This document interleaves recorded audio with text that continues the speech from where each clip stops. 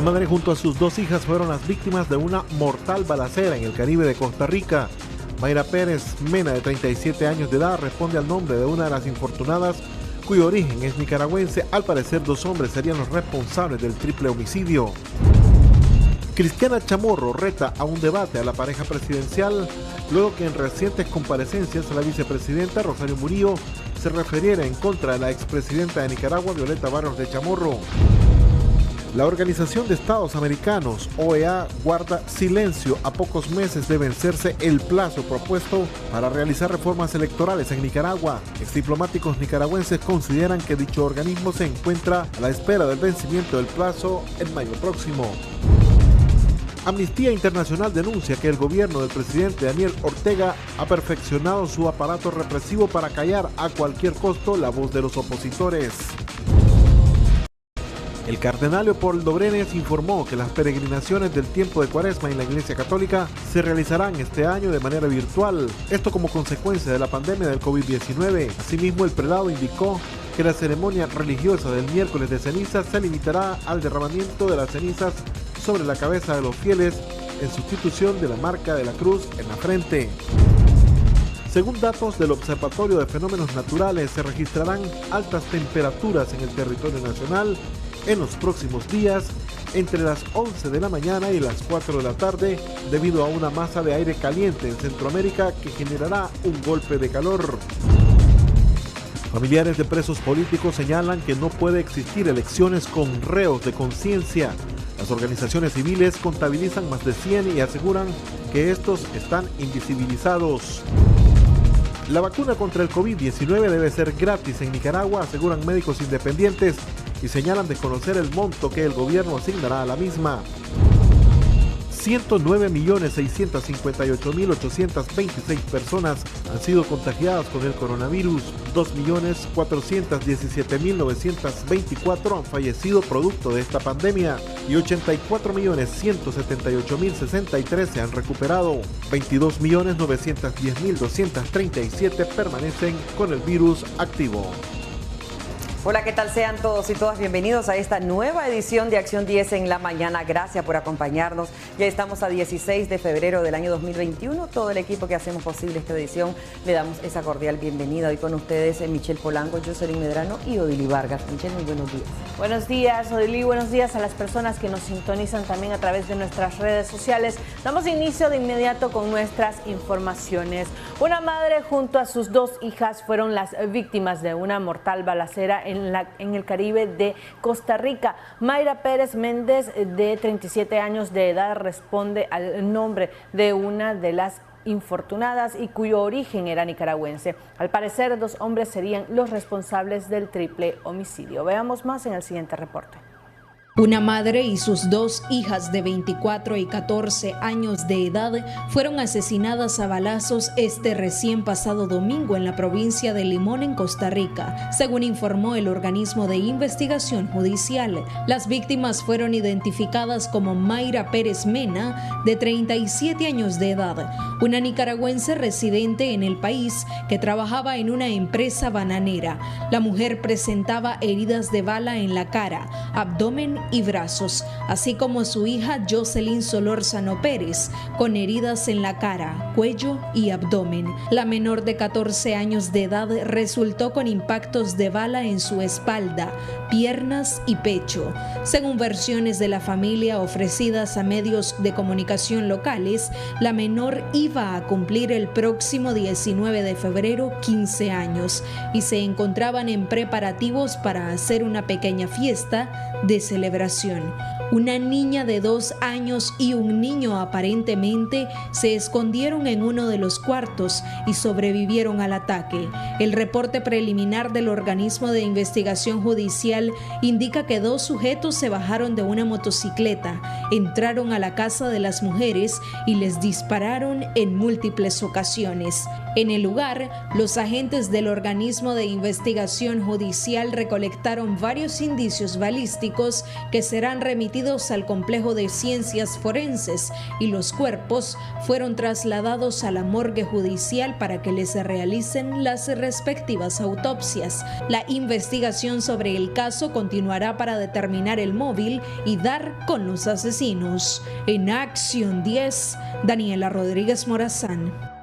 Y en otras informaciones, Cristiana Chamorro reta a un debate a la pareja presidencial luego de que en recientes comparecencias la vicepresidenta de la Nación, Rosario Murillo, se refiriera en contra de la expresidenta de Nicaragua, Violeta Barrios de Chamorro. Veamos el reporte. Yo reto a Daniel Ortega y a Rosario Murillo a un debate, los dos contra esta ciudadana, para defender la dignidad de mi madre y el legado de Pedro Joaquín Chamorro. Es un fragmento de lo que se lee en un artículo de opinión escrito por quien lidera las encuestas de popularidad como candidata a la presidencia, Cristiana Chamorro, y publicado por La Prensa. En el editorial, Chamorro señala a la vicepresidenta Rosario Murillo de ultrajar la gestión de la expresidenta Violeta Barrios de Chamorro. En otra parte del artículo, Cristiana Chamorro escribió: no soporta el recuerdo de una mujer que hace 31 años, sentada en una silla de ruedas, sin armas ni partido, motivó al pueblo de Nicaragua a votar en las urnas. También se lee: doña Violeta es símbolo de honradez y rectitud en servicio público.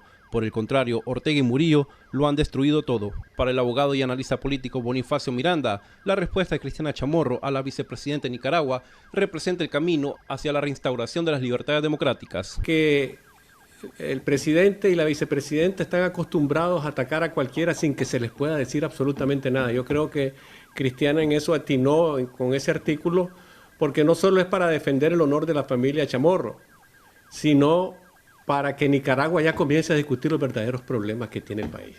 Además, Miranda coincide que en los insultos lanzados a la familia Chamorro continúa elevando la popularidad de Cristiana. Es el efecto contrario de lo que ellos quieren hacer, porque con el ataque lo que quieren supuestamente es disminuir una popularidad, pero lo que hacen es el efecto contrario, porque entonces la gente dice algo bueno debe tener porque por algo la están atacando. La última vez que el presidente de Nicaragua debía asistir a un debate fue en el año 2006. Sin embargo, el ahora gobernante Daniel Ortega no se hizo presente e irónicamente fue en las elecciones de ese mismo año cuando Daniel Ortega volvió a llegar a la silla presidencial. Con imágenes de Ronald Reyes, les informó Medardo Mendoza. A pocos meses de vencerse el plazo propuesto para realizar reformas electorales en Nicaragua, la Organización de Estados Americanos continúa guardando silencio. Para exdiplomáticos nicaragüenses, dicho organismo se encuentra a la espera del vencimiento del plazo en mayo próximo. Veamos más. A 3 meses de cumplirse el plazo propuesto por la Organización de Estados Americanos en la última resolución emitida en la sesión de octubre pasado, la organización regional no se ha pronunciado sobre si el Estado de Nicaragua se encuentra en comunicación con el organismo de cara a cumplir lo propuesto en dicha resolución. El exdiplomático Mauricio Díaz cree que la OEA se encuentra a la expectativa del vencimiento del plazo. Saben que la OEA no puede presionar mucho, pero como este es un órgano, como dije, interestatal, están esperando probablemente los estados democráticos, el grupo de países que apoyaron las crisis de Nicaragua para salir de la crisis, los que respaldaron el nacimiento del MECENI, del Grupo Internacional de Expertos Independientes, etcétera, etcétera. Me imagino yo que estarán esperando ver de qué manera el gobierno de Nicaragua cumple o no cumple. Por otro lado, al secretario general se le dio la tarea específica de buscar cómo servir de mediador, de componedor, de facilitador del diálogo entre el gobierno de Nicaragua y la oposición. No se le dio la tarea de tener negociaciones con el gobierno de Nicaragua. Por su parte, el ex canciller Norman Caldera advirtió que de no cumplirse con las recomendaciones del organismo, este podría deslegitimar las elecciones de noviembre próximo. Ni la Unión Europea ni la OEA van a venir a observar y por lo tanto ellos van a dar un certificado de que las elecciones no estuvieron a la altura del estándar que ellos esperan y por lo tanto no pueden certificar al ganador. Bueno, yo creo en primer lugar que va a ser muy difícil que un organismo con la OEA, que tiene sus parámetros internacionales bien definidos, diga que es una elección aceptable sin reformas. Va a ser muy difícil. y bajo esta camisa de fuerza lo dudo. El escenario es muy parecido a lo venezolano, es preocupante porque implicaría que se divide esto, el régimen se queda en el poder, en el caso de Maduro, declaran a Guaidó presidente constitucional y de repente Guaidó no tiene ningún poder. La Asamblea General de la OEA aprobó el 22 de octubre del año pasado la resolución titulada Restablecimiento de las instituciones democráticas y el respeto a los derechos humanos en Nicaragua mediante elecciones libres y justas, y señaló el mes de mayo de 2021 como plazo para que el gobierno de Daniel Ortega implemente las reformas electorales que garanticen elecciones con esos atributos democráticos. Michelle Polanco Alvarado, Acción 10. Amnistía Internacional denuncia la continua violación a los derechos humanos en Nicaragua para ahogar a la oposición. El organismo además alerta en un nuevo informe de estrategias del presidente Daniel Ortega para silenciar a cualquier costo la sección opositora. Veamos el reporte. Amnistía Internacional en su más reciente informe Tácticas del Estado para profundizar la represión en Nicaragua denunció cómo el gobierno de Ortega y Murillo hacen uso de una serie de tácticas que califican como perversas para acallar la oposición. En el informe profundizan sobre las tres principales, una de ellas las detenciones arbitrarias. Esta es una estrategia que si bien inició en abril del 2018, al día de hoy no ha cesado. Ni siquiera la pandemia ha logrado parar las detenciones ilegales de activistas. Como decía la comisionada Urrejola, al día de hoy más de 100 personas están tras las rejas solo por ejercer sus derechos. Una y otra vez observamos cómo las autoridades siguen ignorando la garantía básica del debido proceso, desde la existencia de una orden judicial, el respeto a la presunción de inocencia, hasta la comunicación libre y privada con el abogado de su elección. Los paquetes de leyes, la ley de agentes extranjeros, la ley especial de ciberdelitos, la ley de defensa de los derechos del pueblo. Estas leyes incluyen preceptos que limitan o ponen en riesgo el ejercicio de derechos humanos, pero además existe el temor fundado que sean aplicadas de manera particular contra personas que se oponen a las políticas represivas del gobierno. Y la muerte civil. Con muerte civil nos referimos a que las personas excarceladas no gozan de libertad a pesar de estar afuera de la prisión. El recrudecimiento del hostigamiento contra personas excarceladas constituye una de las tácticas que ha caracterizado la represión estatal. Las expresiones de acoso han incluido asedio policial, vigilancia continua en sus viviendas, detenciones, agresiones físicas, amenazas verbales, pintas en sus casas con amenazas y ataques o daños a sus patrimonios y fuentes de ingresos. Para la relatora para Nicaragua de la CIDH, el gobierno persigue cerrar todos los espacios opositores. Desde mediados del 2019, que identifica en Nicaragua una quinta etapa de la estrategia represiva estatal en el contexto de la crisis. Una etapa que la Comisión ha caracterizado como, y abro comillas, el mantenimiento de un estado de excepción de hecho a través de un estado policial que mantiene suspendidos o severamente limitados los derechos fundamentales, como la libertad de expresión y asociación, donde no se permite ninguna forma de disidencia, el derecho a reunión, a la defensa de los derechos humanos, a la protesta social y a participar en la dirección de los asuntos públicos, consolidándose así el más intenso y sistemático ataque a las libertades públicas ocurridas en el país desde el inicio de la crisis, cierro comillas. Por su parte, Vilma Núñez, directora del CENID, denunció cómo las leyes aprobadas desde la Asamblea Nacional han ocasionado el cierre de organizaciones que no están dispuestas a someterse a lo que ellos llaman instrumentos de represión. Además, el pasado 28 de enero se publicó la normativa que establece de manera perversa la aplicación discrecional de esta ley por funcionarios corruptos del Ministerio de Gobernación, que dócilmente mantienen su salario a cambio de enajenar sus conciencias y capacidades. Las reacciones han sido diversas. Decenas de recursos por inconstitucionalidad esperan trámite en la Corte Suprema de Justicia, que no tiene independencia, reitero. Y uno de sus efectos, el pasado 4 y 5 de febrero, la Asociación PEN Nicaragua y la Fundación Violeta Barrios de Chamorro comunicaron la suspensión de sus actividades. Actitud digna y coherente ante la inconstitucionalidad de leyes que obligan a autoincriminarse.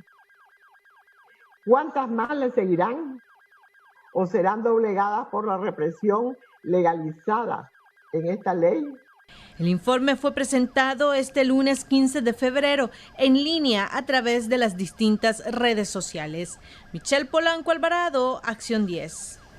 Hace 33 años se ejecutó la inolvidable Operación Berta, el decreto de cambio de moneda que equivalió a una devaluación considerada la más alta de la historia de este hemisferio. Experto en la materia económica comentó sobre esta ley monetaria el Día de los Enamorados.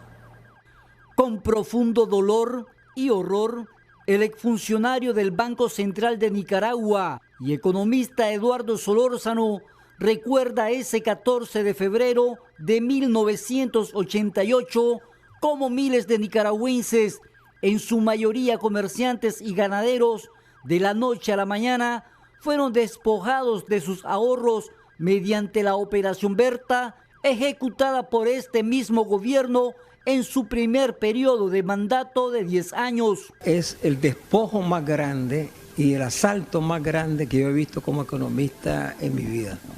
Yo me decepcioné de que el Banco Central se prestara a eso y por eso muchos funcionarios que en esa época prestábamos servicios dijimos nunca más, no más a esto, que esto nunca se repita.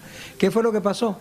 Una decisión de recoger dinero que estaba exceso en circulación, habían billetes resellados, los de 1.000 los habían llevado a 1.000.000, entonces ahora querían hacer el efecto contrario, los de 1.000.000, volverlos a 1.000 y quitarles 3 ceros a la derecha.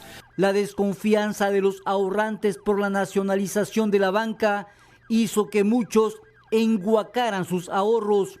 Tenían su dinero en su casa o en su finca o hacían transacciones y guardaban el dinero en su casa y solo les dieron 3 días y para que una persona pudiera cambiar. ¿Qué significó también eso?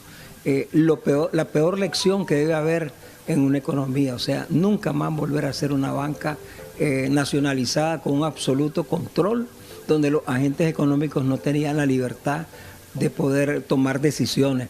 La Operación Berta, además de la hiperinflación, también fue con fin militar.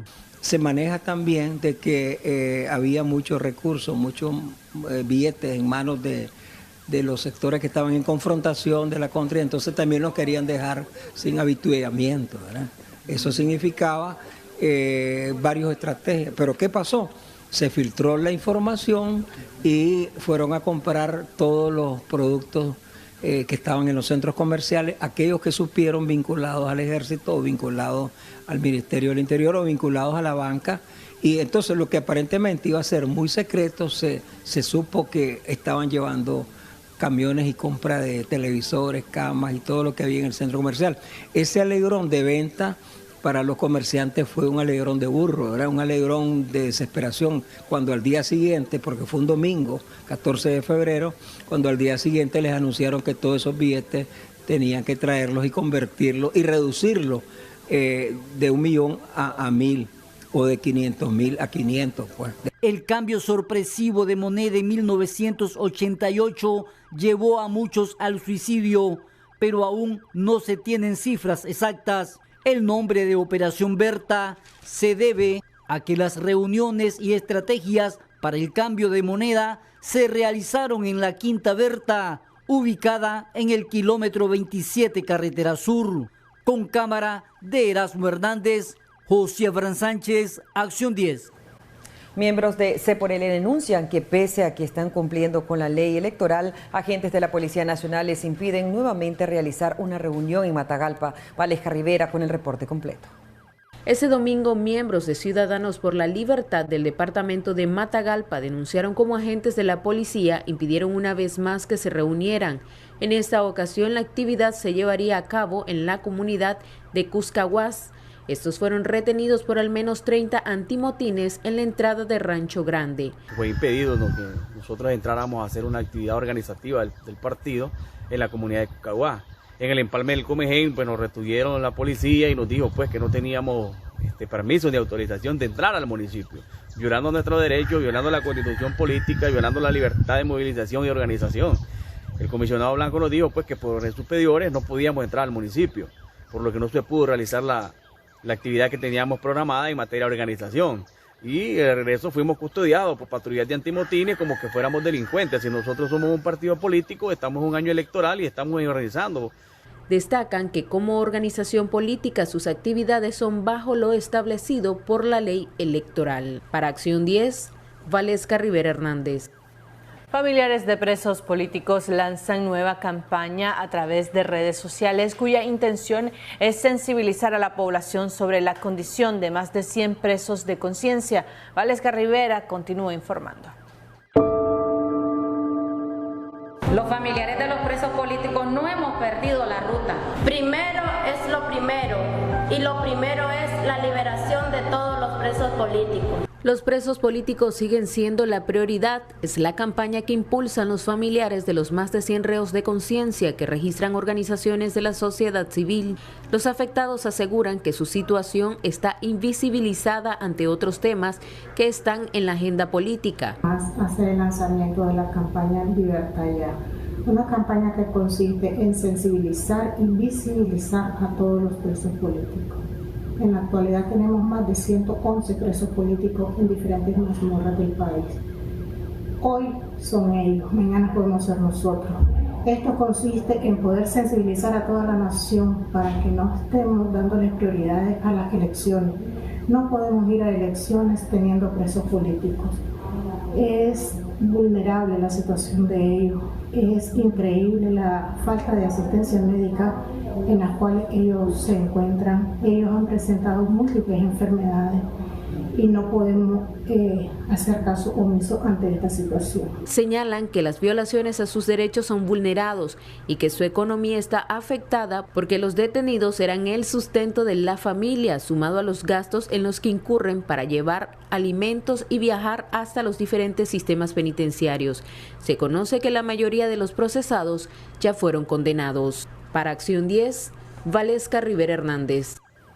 Médicos independientes consideran que la vacuna contra la COVID-19 debe de ser gratuita en Nicaragua y añaden que desconocen el valor que el gobierno impondrá sobre la misma. Valesca Rivera nos continúa informando.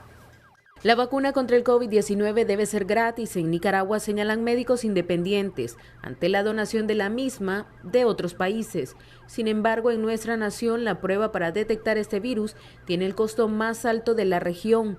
Y aunque aún no se conoce el monto, calculan que esta será vendida, aunque el país está sumido en una crisis económica, por lo cual un amplio número de la población no podría adquirirla. Todas las vacunas en Nicaragua deben ser gratuitas y especialmente la vacuna contra el COVID-19 debe ser gratuita por 3 razones. En primer lugar, porque en Nicaragua existe cobertura gratuita. Segundo, porque al gobierno mismo le conviene que la mayor cantidad de la gente se vacune para poder llevar la cobertura a un 80% y poder controlar los brotes que se vayan presentando. Y en tercer lugar es un asunto de justicia. Aún se desconoce cuál vacuna llegará a Nicaragua y el protocolo que seguirán para su aplicación. Los sectores de salud independientes reportan hasta el 10 de febrero más de 12,000 casos sospechosos verificados por esas organizaciones. Para Acción 10, Valesca Rivera Hernández. El cardenal Leopoldo Brenes informó que a consecuencia de la pandemia del COVID-19, las peregrinaciones del tiempo de Cuaresma en la Iglesia Católica pasarán este año del mundo real al mundo virtual. Veamos más en el siguiente reporte. Como consecuencia de la pandemia del COVID-19, el cardenal Leopoldo Brenes informó este domingo en la misa dominical que las peregrinaciones del tiempo de Cuaresma en la Iglesia Católica pasarán este año del mundo real al virtual en Nicaragua. Brenes detalló que las peregrinaciones virtuales tendrán lugar cada sábado a las 2 de la tarde y serán transmitidas por Radio Católica, el canal católico de Nicaragua, y retransmitidas en las redes sociales, mientras que la ceremonia del miércoles de ceniza, que marca el inicio de la Cuaresma, se mantiene de forma presencial para este próximo 17 de febrero, aunque con variaciones. jóvenes. De acuerdo a las instrucciones de la Iglesia Católica, la ceremonia religiosa se limitará al derramamiento de cenizas sobre la cabeza de los fieles, en sustitución de la marca de la cruz en las frentes. En nuestras parroquias tendremos las celebraciones eucarísticas de imposición de ceniza, como también en algunas parroquias se podrá tener momentos extras en una liturgia de la palabra para la imposición de ceniza, que este año sobre nuestras cabezas se dejará caer la ceniza, indicándonos la fragilidad nuestra también. Somos polvo y en polvo nos convertimos. Para la cita del miércoles, los católicos han sido llamados a tratar de no asistir a las parroquias en busca de las cenizas, y si lo hacen, porten mascarillas, usen alcohol y mantengan el distanciamiento social. La Cuaresma simboliza para el cristianismo los 40 años que Jesucristo pasó en el desierto, practicando el ayuno y la abstinencia, antes de dedicarse a la vida descrita en la Biblia. Para el cristianismo es un tiempo de conversión y preparación que lleva a vivir la fe con mayor intensidad, por lo que algunos creyentes se comprometen a realizar algún tipo de ayuno durante los 40 días que dura la Cuaresma. En Acción 10, Jocelyn Rojas. Momento de una pausa comercial, ya regresamos con más información.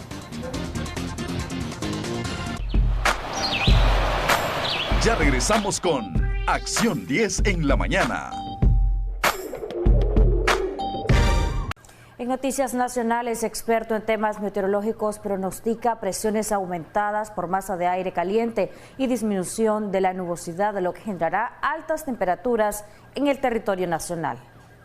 Masa de aire caliente que aumentan las altas presiones, disminuye la nubosidad, lo que generará en el territorio nacional altas temperaturas. Este comportamiento climático, según agrometeorólogos, se estará percibiendo los días lunes, martes y miércoles. Estamos teniendo sobre el territorio de Centroamérica una masa de aire caliente, o sea, altas presiones que están aumentando y disminuyendo lo que son nubosidades y al mismo tiempo aumentándonos las condiciones de tener un territorio bastante seco. Esto incide de que tendremos en nuestro país alta tendencia de posibilidades de aumento de temperaturas y que estarán afectándonos totalmente en la mayoría del territorio, principalmente este día lunes, martes y miércoles. Principalmente el día de mañana martes tendremos alta incidencia de posibilidades de temperaturas, como también en el resto del periodo de febrero. Esto va a ir aumentándose más todavía para el periodo de marzo, antes de llegar a la Semana Santa. En este periodo caluroso, las temperaturas generarán una sensación térmica de 36 a 38 grados. Temperaturas para el día de hoy se mantienen entre 32 a 34 grados centígrados con sensación de 38 grados centígrados para occidente, Managua de 27 a 30 grados centígrados pero con alta sensación térmica de 34 grados centígrados. La zona norte, Ocotal y Somoto, temperaturas máximas de 24 a 28 grados centígrados. En la zona de Estelí, Matagalpa y Jinotega de 29 a 32 grados centígrados. Buaco hacia San Carlos de 25 a 32 grados centígrados, siendo la más fuerte las temperaturas de 36 grados centígrados. Triángulo Minero de 28 a 32 grados centígrados, teniendo sensación térmica de 36. Alayote hacia Nueva Guinea de 29 a 30 grados centígrados, sensación térmica de 33-34. Y la costa del Caribe de 28 a 29 grados centígrados con sensación térmica 30-33.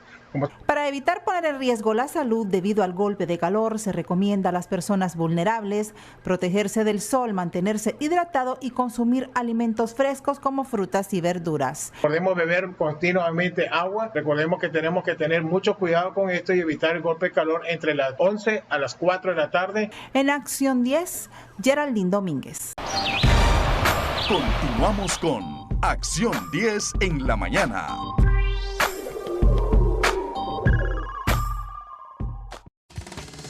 Qué bueno que pueda continuar con nosotros. El informe semanal emitido por la Dirección de Tránsito Nacional revela una disminución en la mortalidad por accidentes viales y detallan un total de 759 colisiones y 16 personas fallecidas. Xochitl Mendoza nos amplía.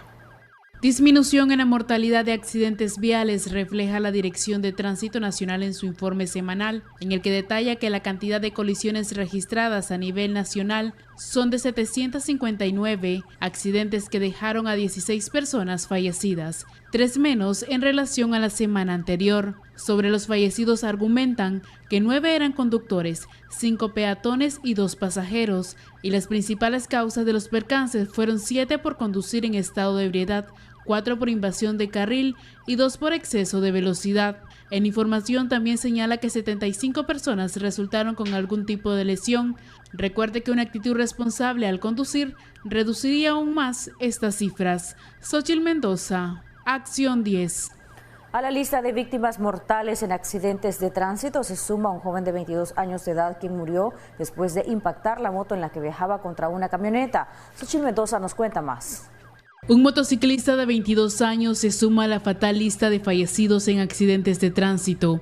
El joven murió después de impactar su motocicleta contra esta camioneta marca Tacoma azul en uno de sus costados. Según la información de testigos que hicieron llegar a este medio, es que el motociclista se desplazaba a exceso de velocidad sobre la carretera Cebaco-Matagalpa, con dirección de sur a norte en el sector conocido como El Rastro, mientras que la camioneta se desplazaba de norte a sur e iba a realizar un giro para ingresar a un taller mecánico cuando Carlos Ulises Cruz Martínez, el motociclista, lo impactó.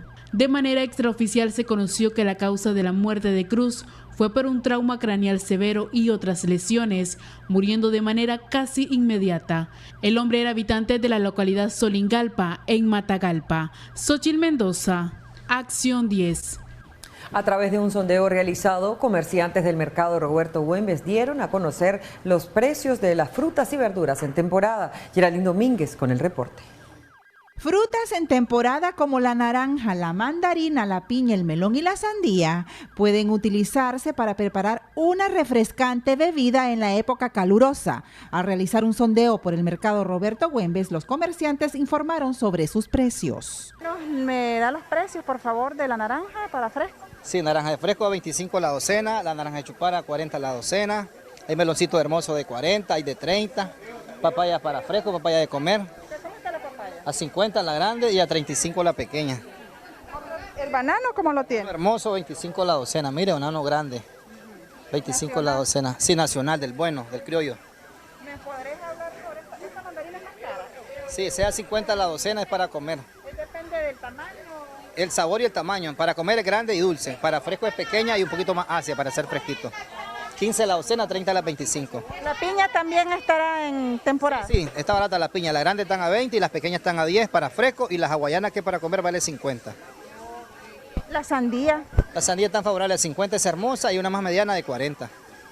Los vegetales son otro de los alimentos de consumo saludable. Según comerciantes, la chiltoma, el tomate y la lechuga se ofrecen a precios favorables. No así la papa y la cebolla, que han incrementado su precio. Por ejemplo, ahorita lo que está barato es el tomate. Está 30 la docena de tomate, la chiltoma está 40, 30, depende de la calidad de chiltoma. Lo que es el repollo está 40, 50 la unidad de repollo. La lechuga está 20, 15. ¿Cara? Sí, la papa sí ha subido de precio. Lo que es la papa, esta papa está 24 la punto rojo y la blanca está 20 pesos la libra. Y lo que es la cebolla está 25 la libra de cebolla. Un poquito, sí, un poquito la cebolla y la papa es lo que está más caro ahorita. Otro de los vegetales con un precio favorable son el pipián, que se vende a 10 córdobas o 3 por 25 córdobas, mientras que cada chayote cuesta 5 córdobas. En Acción 10, Geraldine Domínguez. Este próximo 18 de febrero se efectuará o se llevará a cabo una conferencia cuyo objetivo es abordar la difícil situación económica que atraviesa la ciudadanía en general, principalmente la banca nicaragüense. Veamos más en el siguiente reporte. Con el objetivo de poder encontrar soluciones a la difícil situación económica por la que atraviesa Nicaragua desde el año 2018, el Foro de Fortalecimiento y Convivencia estará realizando el cuarto foro La Economía y la Intermediación Financiera, dirigida por el economista Dr. Néstor Avendaño.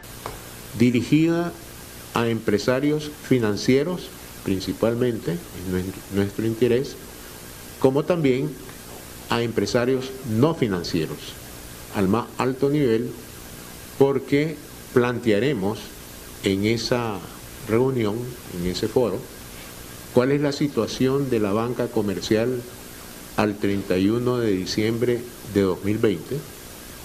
Por su parte, el ingeniero Alejandro Bolaños dice que la importancia de este foro es dar a conocer las situaciones por las que atraviesan la banca financiera. hacer más accesibles los créditos, porque hay mucho dinero atascado en el banco que no se presta y son muchas las necesidades de los nicaragüenses que no pueden prestar por los altos intereses que representan estos préstamos. La convocatoria tendrá dos modalidades: de forma presencial ingresando a la página de Facebook del Foro Fortalecimiento y Convivencia y llenar este formulario, o bien de manera virtual. Esta actividad se llevará a cabo el día jueves 18 de febrero a partir de las 9:30 de la mañana. Con imágenes de Julio Real para Acción 10, Marjorie Vargas. La vida no ha sido fácil para un pequeño de apenas 10 años de edad. Su madre, tras las múltiples operaciones en la cabeza y sumado a la reciente pérdida de la vista, hoy solicita apoyo económico a nuestros amigos televidentes. Marjorie Vargas nos presenta esta historia. El mayor anhelo de una madre es poder ver feliz y con salud a sus hijos. Sin embargo, para Elin Escorcia la vida ha sido difícil. Uno de sus dos gemelos al nacer tuvo una dificultad, lo que causó una hidrocefalia. Usted es mamá soltera, tiene que salir a lavar, a planchar. Sí, aquí en la casa me traen porque yo no puedo salir por él porque él no mira. Me gustaría que un médico me le revise la vista porque a él no sé, no me han dicho, no me le han revisado la vista si él va a recuperar la vista o no. Y me gustaría que se la revisen. A mí se me hace difícil andar en los hospitales con él porque él se me pone así, agresivo. Ayer, antier, se me puso así, donde yo lo agarro. Él busca golpearse, se hace moretones porque la apatía él no puede faltarle, pero yo no puedo. Enoch hace un año perdió la vista. Su madre nos explica qué fue lo que sucedió. Hoy necesita de cada una de esas personas que sabemos no dudarán en brindarle ayuda económica para sus medicinas que son caras. Su madre se dedica a lavar y planchar y no gana lo suficiente. La Respiridona, la carbamazepina y el ácido valpródico. Que si me pueden ayudar con él porque aunque yo quisiera trabajar yo no puedo porque no hay quien me lo cuide porque yo soy sola, solo mi otro gemelito, pero él en la tarde va a la escuela. Leche Pediasure, comida especial, una cama y sobre todo su mamá solicita la atención de un médico. Para cualquier ayuda puede comunicarse al celular 8841-1704 o dirigirse al kilómetro 16 carretera Giluá, parada Los Cachorros, 4 cuadras arriba. Con imágenes de Julio Real para Acción 10, Marjorie Vargas. Continuamos con Acción 10 en la mañana.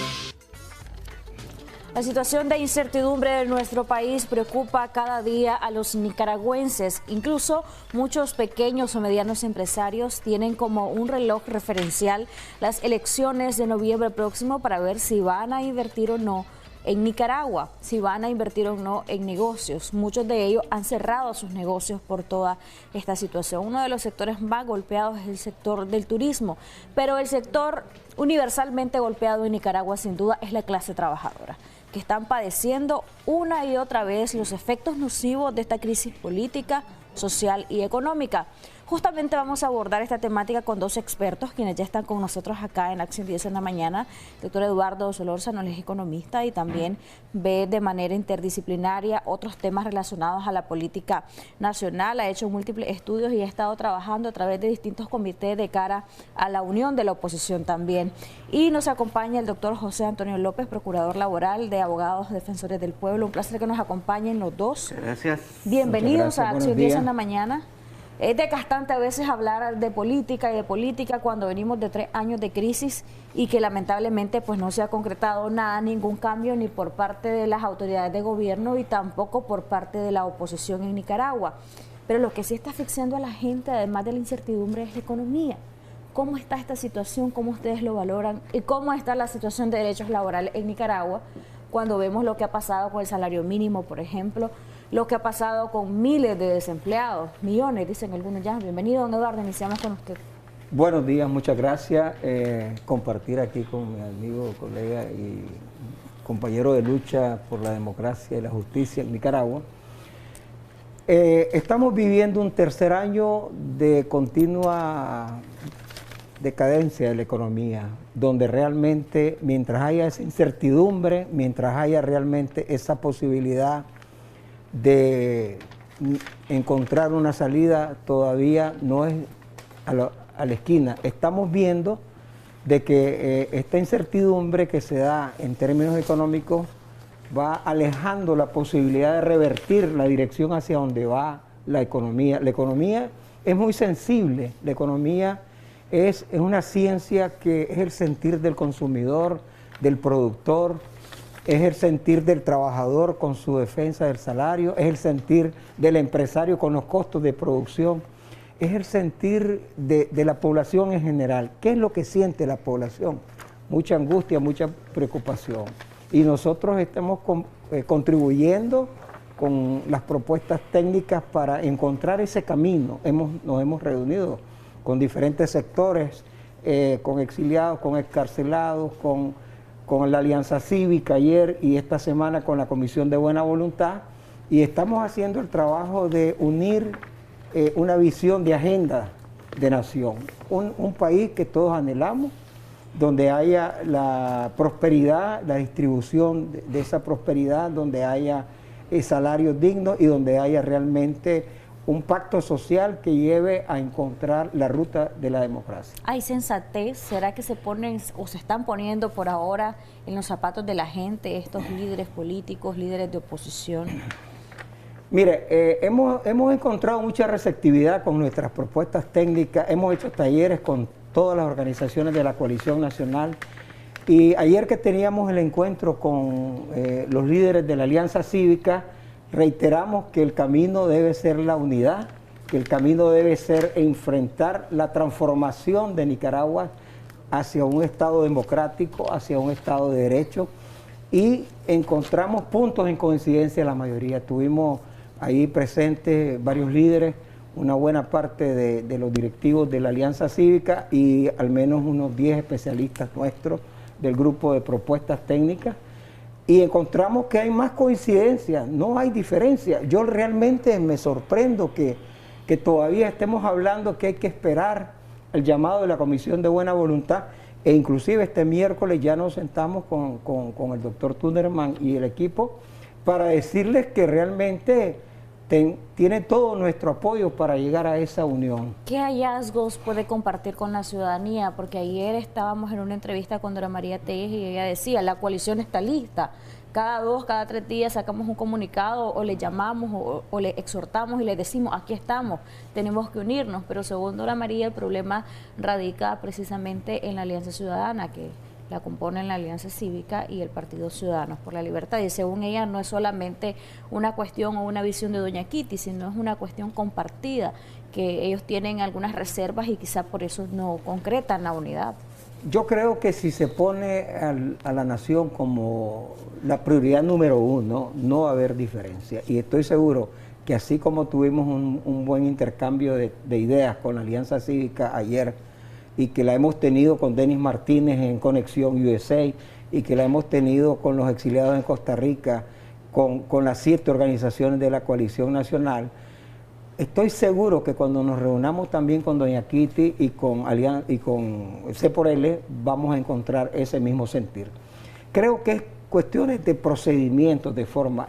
Pongamos en primer lugar la urgente necesidad de la población. ¿Cuál es lo que necesita la población? Respuesta de empleo, respuesta de salarios apropiados, respuesta de poder trabajar en libertad, respuesta de ver que sus hijos puedan ir a clase y poderles comprarles los útiles escolares, respuesta de alimentos apropiados. Hay muchas propuestas, inclusive Jaime Arellano ha lanzado otras propuestas también, he visto que ha cambiado su visión y veo de que realmente todos apuntamos a salir de esta crisis, y esta crisis se da por falta de voluntad del otro lado, que esperamos que reflexione con el llamado de la OEA y que el gobierno encuentre también la sensatez de aplicar esos acuerdos con la OEA y que entonces nosotros podamos tener este año un posible año de salida cívica. Y es que en el gobierno hay falta de voluntad, pero en el sector opositor hay falta de diligencia, es decir,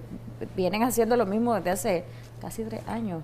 Exactamente, hemos luchado por eso, ¿verdad? Yo considero que estamos llegando a los momentos cruciales, ya no se puede estar postergando, no se puede estar creando un ambiente de desesperación para la población. Y yo hago un llamado realmente, aquí nos une muchísimo más coincidencia que diferencia. He platicado con Michael Haley del COSEP y tenemos mucha coincidencia. Ayer hablamos con Juan Sebastián, con José Dan Aguirre y con Mario Arana y hay mucha coincidencia de lo que estamos proponiendo como necesidades de transformar este país. Si todos pudiéramos ver cómo está la situación del país, yo creo que el trabajo es tan grande que hay que hacer para sacar adelante a Nicaragua que no habrían diferencias. Lo que hay que hacer más bien es encontrar los pasos a seguir. Creo que el doctor Tunerman, cuando yo he tenido la oportunidad de hablar con él, está con mucho entusiasmo para que puedan ser ese puente de unidad, ¿verdad? Espero yo que pronto tengamos, antes de marzo, una respuesta también del lado de la Alianza Ciudadana, donde está C+L, porque el otro partido, que es el reverendo Saturnino, ha expresado su apertura a conversar como coalición. Entonces, ahí yo creo que hay una luz en el camino, una luz urgente y necesaria para que las familias tengan un futuro mejor y para que podamos reconstruir este país del estado de cosas en que se encuentra. Sí, porque hay un nivel de cansancio, justamente vamos a hablar con el doctor José Antonio López, procurador laboral. Hay un nivel de desesperación en la ciudadanía, desesperación porque no tienen para llevar el sustento a sus familias y cansancio de escuchar siempre lo mismo y de estar en este dime que te diré de distintos sectores y cansancio de escuchar que estamos en crisis, cansancio de todo el contexto político y socioeconómico de Nicaragua. Doctor, bienvenido nuevamente. ¿Cómo queda la situación de los derechos laborales? ¿Realmente los nicaragüenses aún se nos garantizan algunos derechos laborales tomando en cuenta que hay miles de desempleados? Bueno, darte las gracias, ¿verdad? En nombre del doctor Julio Montenegro, nuestro director ejecutivo de Abogados Defensores del Pueblo. Cuando hay oportunidad, pues logramos ver los programas, pues felicitarte a vos, pues lo comentábamos ayer que estamos en la audiencia de casación en la Corte Suprema, que ya estamos yendo a los primeros casos ante la Corte Suprema. Comentábamos que se han vuelto ustedes periodistas ya politólogos, porque son directos y como que ponen el punto de lo que es realmente a lo que a la gente le interesa y lo que quiere escuchar y lo que quiere oír. También hay periodistas ciudadanos y también padecen muchas de las cosas que padece esa gente que nos está sintonizando, a la gente que nos debemos, doctor. Sí, entonces eso estábamos comentando ayer pues en un receso que tuvimos en la Suprema Corte y pues efectivamente comenzaré diciéndote que la historia del derecho del trabajo es uno de los episodios más dramáticos de la clase obrera, porque es la lucha por la reivindicación social del hombre por el hombre. Lo dice el tratadista mexicano Mario de la Cueva. Te diré que en Nicaragua soy uno de los fundadores del nuevo Código Procesal Laboral y durante este tiempo que he andado litigando, llevándole caso no solo al azul, al morado, al verde, al amarillo, no, yo no tengo preferencia de nada, sino que es ver y tratar de ayudarle a la gente en su reivindicación, en sus derechos laborales. Hoy por hoy realmente están mermados lo que son los derechos laborales, no hay una aplicación correcta. Y te diré esto, en estas elecciones quien convenza a la clase trabajadora y convenza de que la seguridad social para los jubilados va a ser correcta, transparente y que se va a darle a cada quien lo suyo, esa es la presea que va a ganar. Aquí no es que porque bonita cara, de que porque ya el venado ya está tirado, ya los cargos ya están, aquí no hay nada más que hacer, no. la realidad de las cosas, y tenés toda la razón, esto porque la misma gente, y vos atinadamente dijiste, la gente está cansada de lo mismo. La gente lo que quiere es un empleo, un salario digno. Muchos quieren saber realmente qué va a pasar en el futuro en materia laboral. ¿Se van a aplicar las leyes correctamente? Aquí hay mucho trabajo, Jocelyn, en materia laboral, donde la ley no se está aplicando correctamente, y te lo quiero citar con estos documentos en mano. Voy a tocarte el tema de los trabajadores de la New Hola, de la zona franca. Este es el famoso documento que introdujo el asesor legal de la New Hola para despedir los 800 y pico de trabajadores, donde los mismos dirigentes sindicales, ahí están, de la CST y el FNT de Roberto González, firmaron, y que dijo y le sirvió de sustento legal al asesor legal de la empresa para decirle al Ministerio del Trabajo: fundamento legal, acuerdo tripartito, y de los sindicatos que ocupa la empresa. ¿Y desde cuándo los sindicatos son empleados de la empresa? Solo en la New Hola son empleados de la empresa. Nos fuimos a juicio, y en juicio la señora juez emite su sentencia.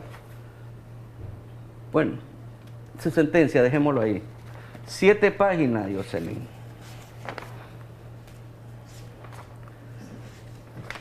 Y solo ocupó página y media para dictar sentencia, y el resto eran los nombres de los trabajadores. Mi expresión de agravio en ese caso llegó a 85 folios. Una expresión de agravio de los 160 trabajadores de la New Hola. ¿Cuántos? Este es el documento de la expresión de agravio del abogado de la New Hola. 5 páginas. Entonces te podrá decir la calidad del pleito de lo que hubo ahí. 85 folios en un recurso de apelación a contestarte 5 páginas. Otro caso que tenemos, y aquí está la firma de recibido ante el Instituto de Seguridad Social, que este caso es de una trabajadora de la Corte Suprema de Justicia que devengaba su salario de 17.214.24 Córdoba, y le reportaban al Instituto de Seguridad Social 7.260.21. Ahí está la demanda, y estos son los medios de prueba que depositó en su momento la parte representante. Y si vos mirás, dice la reforma tributaria, aquí el maestro que nos ayude un poquito en eso porque es su materia. Después de 101.000 Córdoba, todo trabajador debe de retenérsele el impuesto sobre la renta. Y ahí está el documento que dio la representante de la Corte Suprema, que no le están reteniendo. ¿Y cómo es posible que le están mandando a esta trabajadora con una constancia de 15.000 y pico de Córdoba y reportando solo 7.000 y pico? ¿Y por qué no llegó el Instituto de Seguridad Social a ese juicio, donde yo le dije que se personaran? Entonces, vemos esos casos.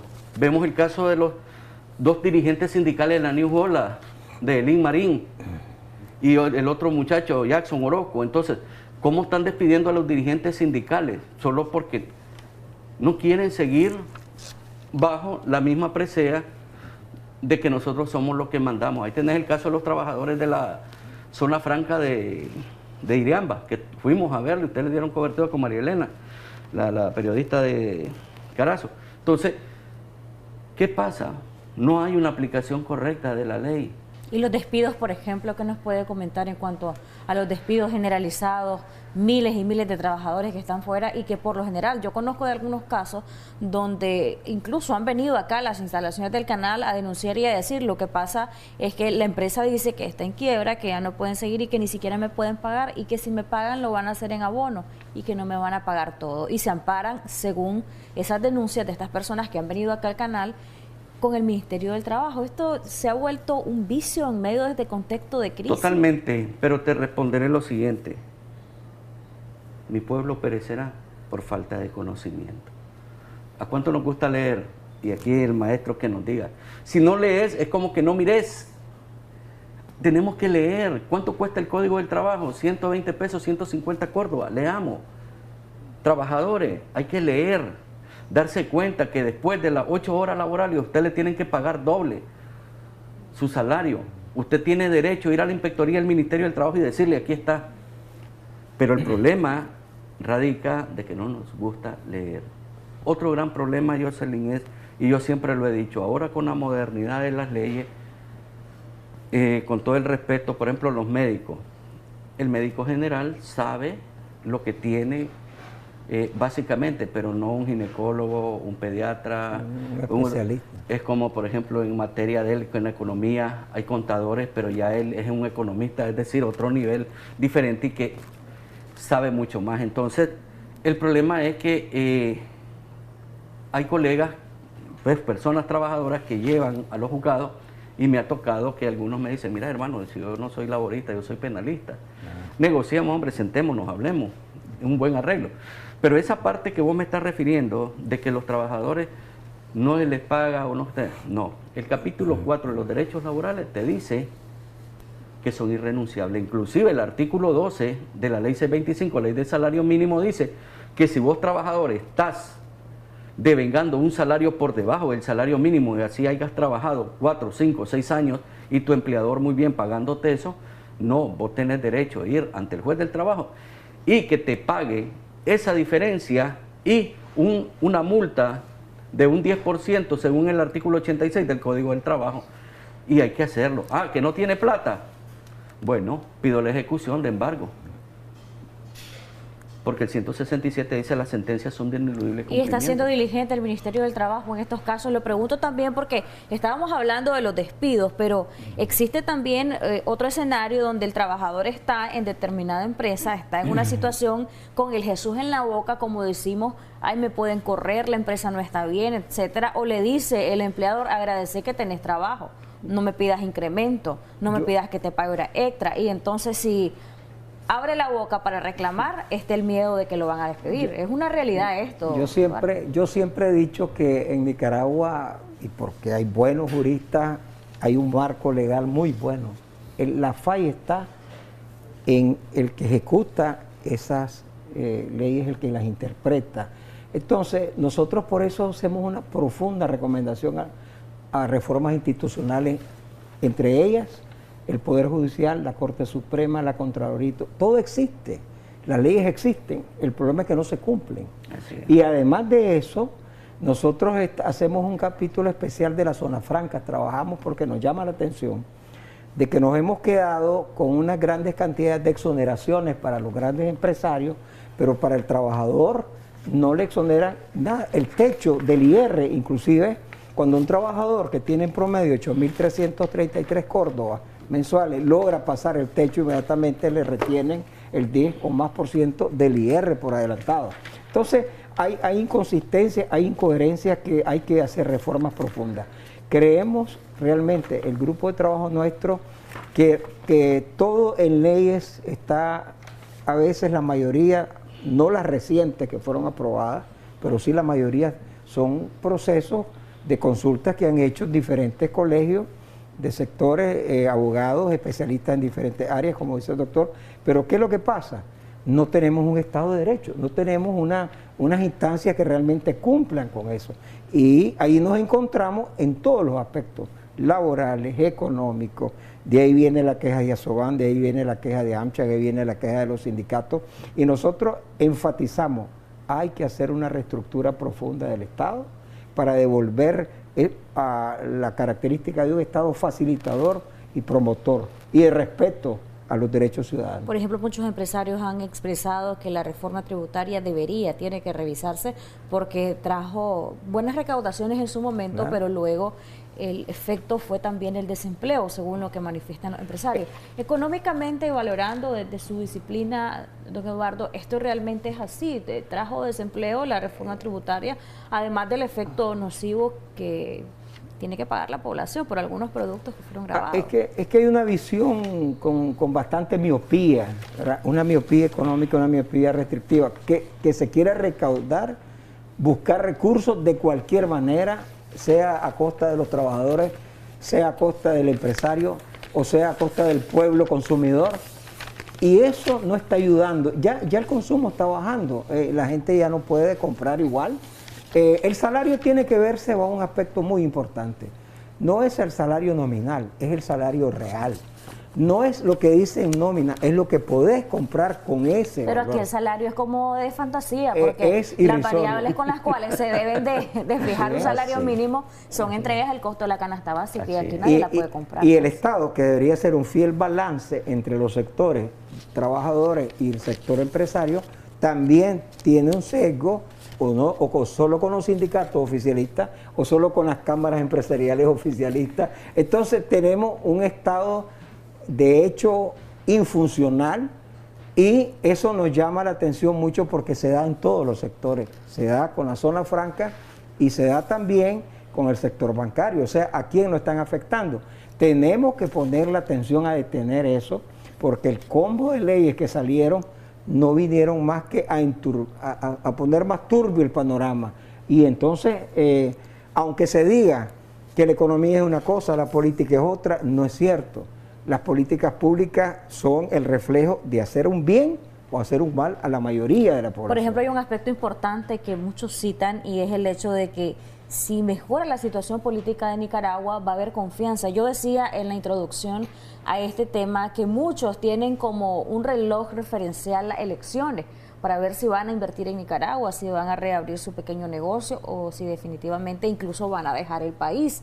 Si mejora esa confianza a través de políticas públicas, realmente se va a sentir ese efecto en la economía. Y quiero traer a colación también acá lo que dijo el gobierno de Estados Unidos, el nuevo gobierno, respecto a la situación de Nicaragua. Y todo eso causa desaliento en la población, porque definitivamente no se ve un futuro cercano prometedor para Nicaragua, según expresan algunos analistas. La imagen país y la posición de Nicaragua frente a la comunidad internacional se deteriora con todo ese combo de leyes y se deteriora con estos casos que el doctor menciona, porque violar los derechos humanos de movilización, de expresión, pero también violar los derechos laborales, que son condición importante para la buena andanza de una sociedad.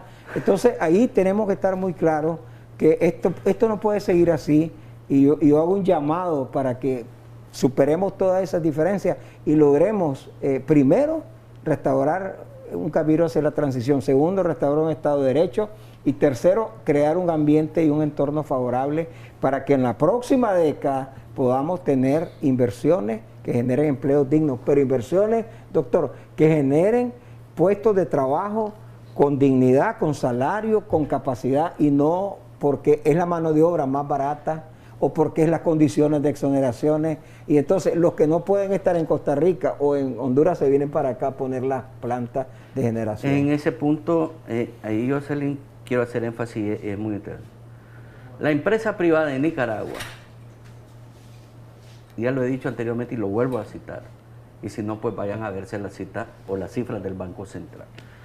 Recibieron entre 1.200 y 1.500 millones de dólares en exoneraciones y dispensa a la DGI. Yo no estoy en contra de esas exoneraciones, está bien, pero agarre ese 50% y dale al trabajador para que lleve a su familia al parque o le compre a su niño un esquimo. Gana menos. ¿Ya? Gana un poco menos. Es correcto, ganar un poquito mejor. Que haya un mejor atractivo, que sea el salario del periodista sea remunerado. Para que es correcto. Más, entonces, claro, la distribución de la riqueza que sea equitativa. ¿Cuántos microempresarios aquí han recibido exoneraciones que le digan, te vamos a exonerar $5.000 o $6.000 este año para que vos pongas tu panadería o pongas tu repostería? ¿Qué? No, solo las grandes empresas. Ni siquiera están recibiendo crédito. Es correcto. Entonces, ¿qué pasa, Jocelyn? Hay 3 factores: el crecimiento, la inflación y la canasta básica. Para medir. Para medir, y que lo que tenés, cuánto es la caloría que vos necesitas o necesitan todos los trabajadores para poder funcionar el motor humano. 2.500 calorías. Pero si solo tenés arrocito, frijolito, o solo das un tiempo de comida, que es lo que hay, mucha gente está pasando. Entonces, y fíjese, doctor, que se hizo mucho llamar públicamente que estábamos con un crecimiento del 4% y más. Pero eso no se distribuyó, quedó concentrado en pocas manos. Y eso demuestra que el trabajador tenía que ir a buscar empleo a Costa Rica, a España, a Panamá, en esos años donde había una supuesta crecimiento sostenido de más del 4%, que es una buena cifra en términos económicos. Pero ¿por qué la gente se iba? ¿Por qué buscaba empleo en otro lado? Porque no había realmente una política de compartir esa riqueza, de distribuir mejor.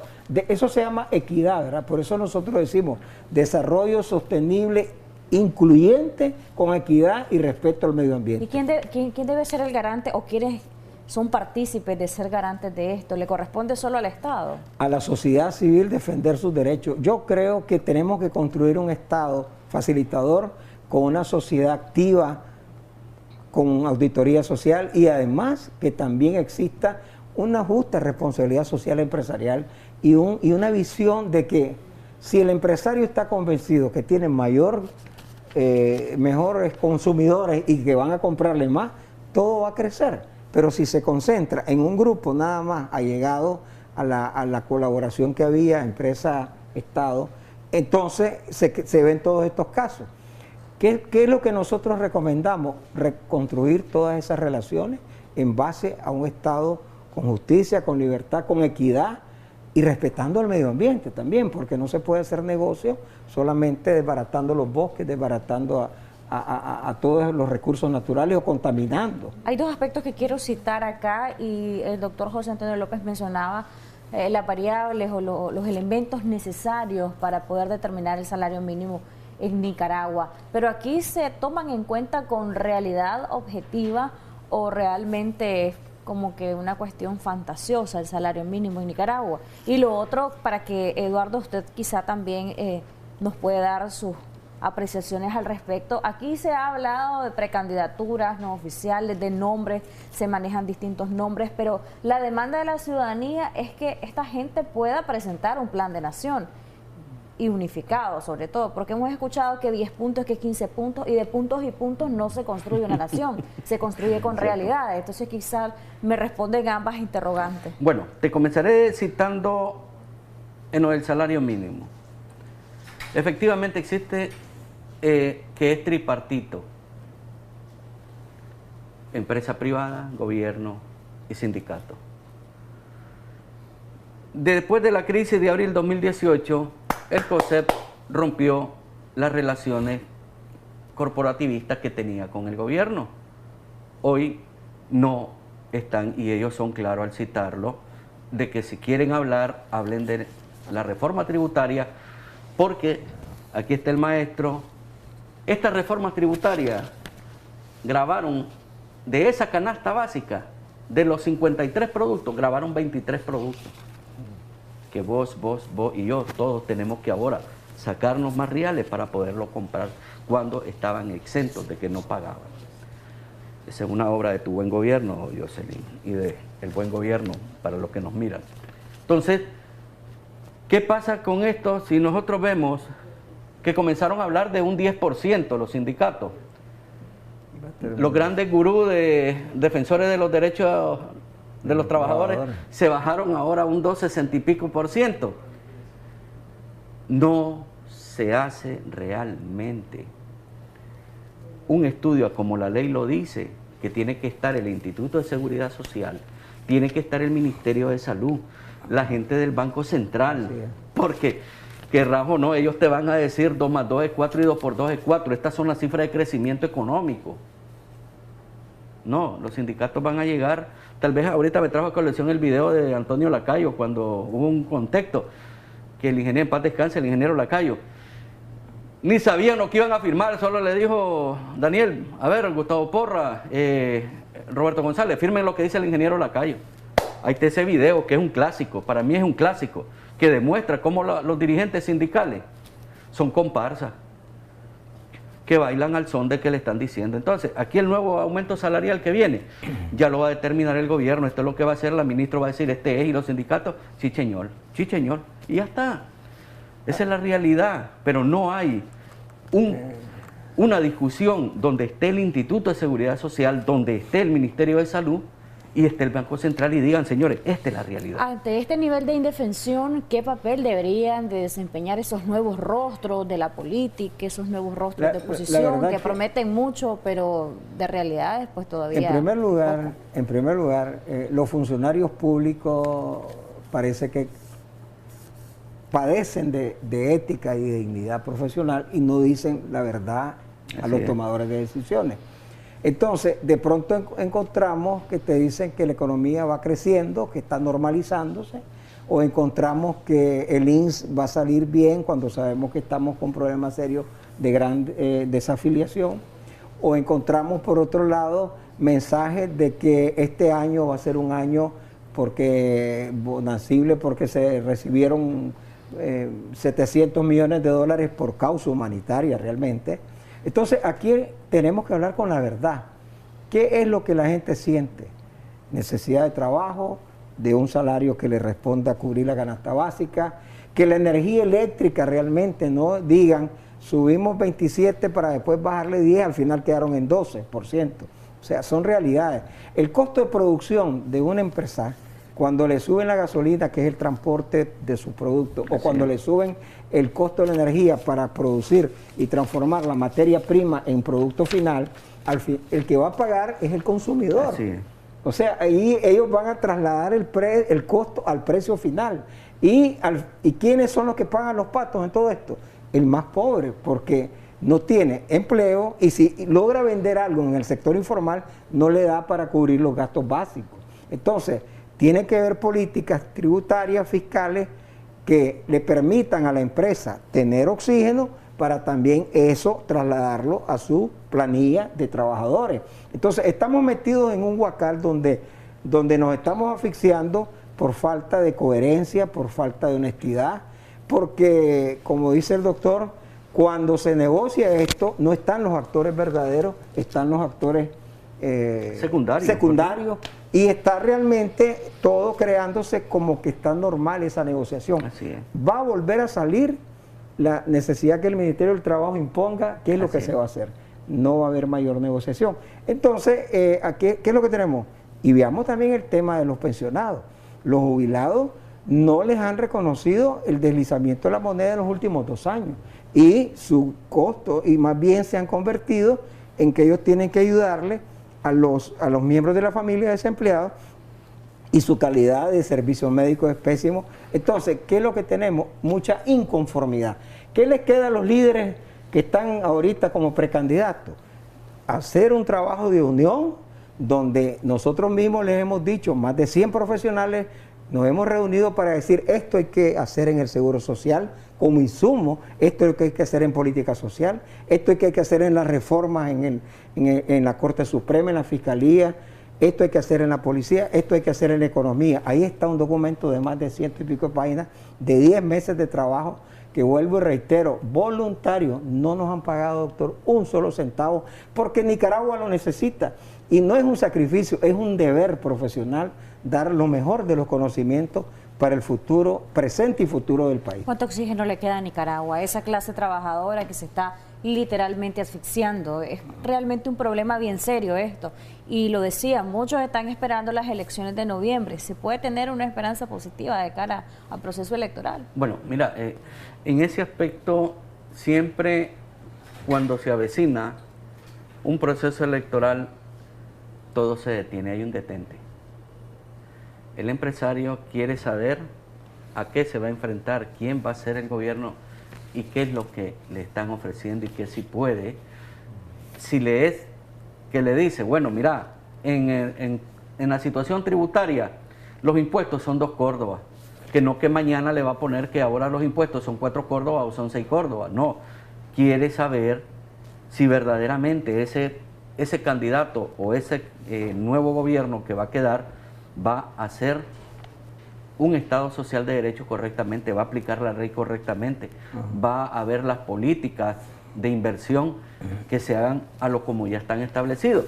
Sin embargo, ahorita, si me preguntas que si hay crecimiento en la inversión extranjera, te diré que no.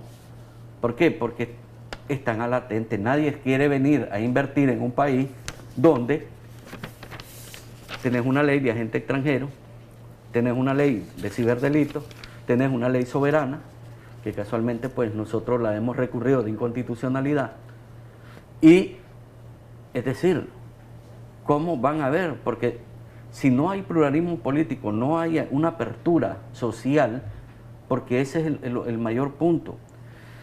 Me llamó la atención una encuestadora y decía un presentador, porque yo veo todos los canales, de aquí, los de todos lados. Es que MIR dice, está haciéndole la publicidad, en los 1.700, no, si somos 6 puntos y pico, 6.500.000 nicaragüenses, 1.700 te va a medir el pulso. No, te diré que no. Entonces, la verdadera elección o la mejor encuesta va a ser en noviembre. Y de antemano te adelanto y te digo, la gente va a votar por no solo el candidato a la presidencia, sino que también quiénes son las caras que van para la Asamblea Nacional. Porque ahí es donde radica el poder efectivamente.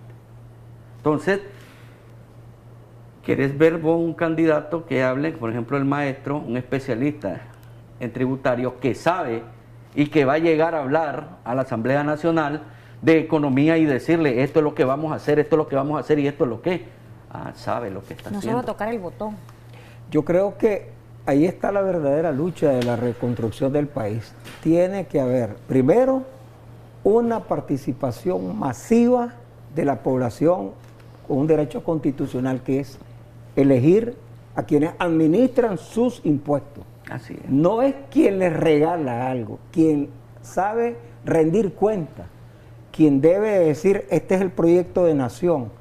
Y por eso hacemos un llamado a los diferentes bloques opositores, Alianza Ciudadana, Coalición Nacional y otros que se quieran sumar, que tengamos como visión de país lo que viene la transformación profunda de una institucionalidad deteriorada en todos los poderes del Estado. Pero para poder lograr esa demanda tienen que presionar, y para poder presionar tienen que estar unificados, y esa unidad debe ser no para hoy, era para desde ayer, dice que algunos sectores.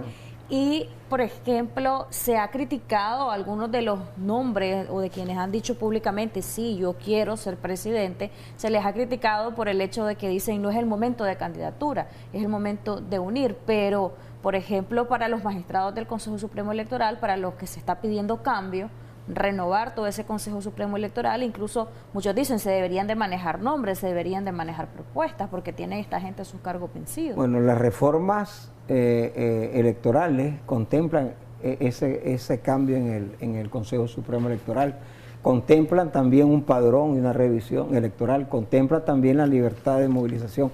Ahí la OEA dejó bien claro lo mínimo que debe ser para garantizarse un proceso electoral. Entonces, lo que realmente tenemos que ver todos los nicaragüenses que queremos un cambio en Nicaragua, porque el cambio se tiene que dar, si seguimos en esta misma situación, vamos a llegar a un precipicio que nadie lo desea, y ahí es importante estar claro, uno, que el proyecto de nación o la agenda de nación debe ser consensuada por los diferentes bloques opositores, que el proceso de reformas electorales se dé lo más pronto posible, que haya unidad en acción, unión en acción, que pueda darse todas las mejores condiciones para que en mayo, que se arranque ya el banderillazo de competencia electoral, de campaña electoral, el pueblo esté claro que acudiendo a las urnas masivamente no le van a robar el voto tan fácilmente. Y lo otro es a defender el voto también, que todos esos tendidos electorales que dice que tiene C4L, que tiene la UNAP, que tiene la Coalición Nacional, que junten esos tendidos electorales para defender el voto y para que pueda haber en cada espacio de este país toda la mejor posibilidad de evitar el fraude, de evitar el robo del voto del ciudadano. Entonces, todo eso es un proceso que perfectamente de aquí a mayo se puede estar bien organizado, y de mayo en adelante luchar porque se den una campaña electoral. ¿Qué se debe hacer para estos grupos distintos al gobierno? ¿Qué deben hacer para darle la mano al ciudadano, si es que pueden o no pueden hacer nada? ponerse en sus pies. Adelante. ¿Qué acciones sí, darían muestra de verdadero patriotismo? Muy interesante eso ante porque la falta de voluntad del gobierno que todos señalan. A ver, hay falta de voluntad del gobierno, pero yo me prometo o prometo a Nicaragua que cuando llegue a la presidencia puedo ser un buen presidente o una buena presidenta. Mientras tanto, yo les voy a ayudar en tal cosa. ¿Eso se debería de ver o realmente es utópico pensar que puede pasar? Bueno, el gran problema que existe que es el voto por plancha. Es que este es el voto y ahí se fue chorreado todo el mundo. No, aquí debería en la reforma de que si quiere que corra él, que corra, si quiere que sea, y que la gente vote uninominalmente, porque ¿de qué me sirve a mí que llegue uno que fue puesto de dedo, que solo llega a apretar el botón y no sabe interpretar o leer lo que está diciendo, de que está violando la constitución política, pero no, él solo llegó a apretar el botón porque le dijeron? Aquí hay mucho trabajo que hacer, Jocelyn, aquí hay que reformar el Código del Trabajo, aquí hay que aplicar correctamente o hacer la ley de tercerización, que es lo que está de moda, el teletrabajo. ¿Cuánta gente ahora con la pandemia está desde su casa trabajando? Le pagan la internet, le pagan la luz que ocupa. Eso hay que dejarlo establecido en la reforma al Código del Trabajo. Este servidor introdujo, cuando estaba el doctor Lacayo, un saludo, que fue presidente de la Comisión Laboral, la reforma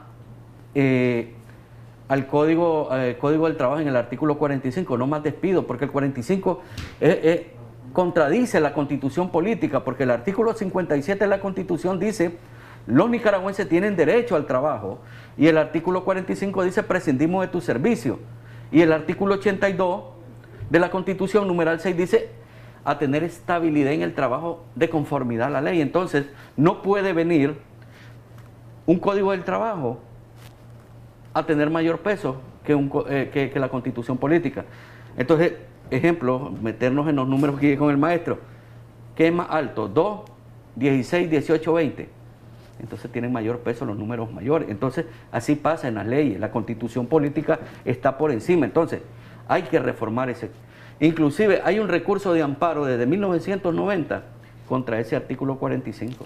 ¿Se ha preocupado la empresa privada? ¿Se han preocupado las organizaciones sindicales porque se revise eso? No. Y que habría que ver a quienes les conviene.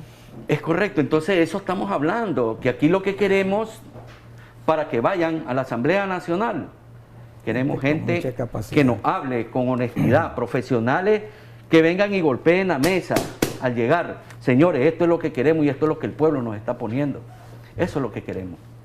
Es tan importante el ver la magnitud del trabajo que hay que hacer para restaurar el Estado de Derecho de Nicaragua. Así es. Para restaurar la institucionalidad, porque todos los poderes del Estado están cooptados, están infuncionales, para restaurar la seguridad pública, para restaurar la economía, que debe ser un equipo de trabajo honesto, donde se combata la corrupción y que haya transparencia y rendición de cuentas, y que se permita realmente tener la posibilidad de una nueva Nicaragua, una Nicaragua con justicia, con libertad, con productividad, con eficiencia.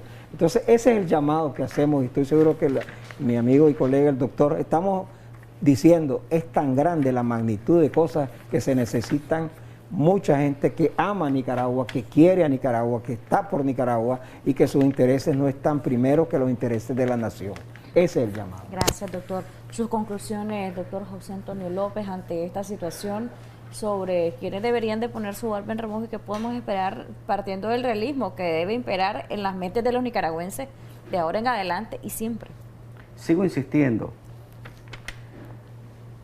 Quien convenza a la clase trabajadora y convenza a los jubilados, se llevó el preseo. ¿Por qué? Porque realmente el trabajador quiere trabajo, estabilidad y poder tener un crecimiento y poder optar de que el día de mañana pueda ir a estudiar y pueda, porque hay mucha gente que venimos de abajo y hemos logrado llegar hasta donde estamos gracias a la misericordia de Dios, que el mismo esfuerzo. Entonces, que tengan oportunidad de estudiar, que hayan leyes correctas.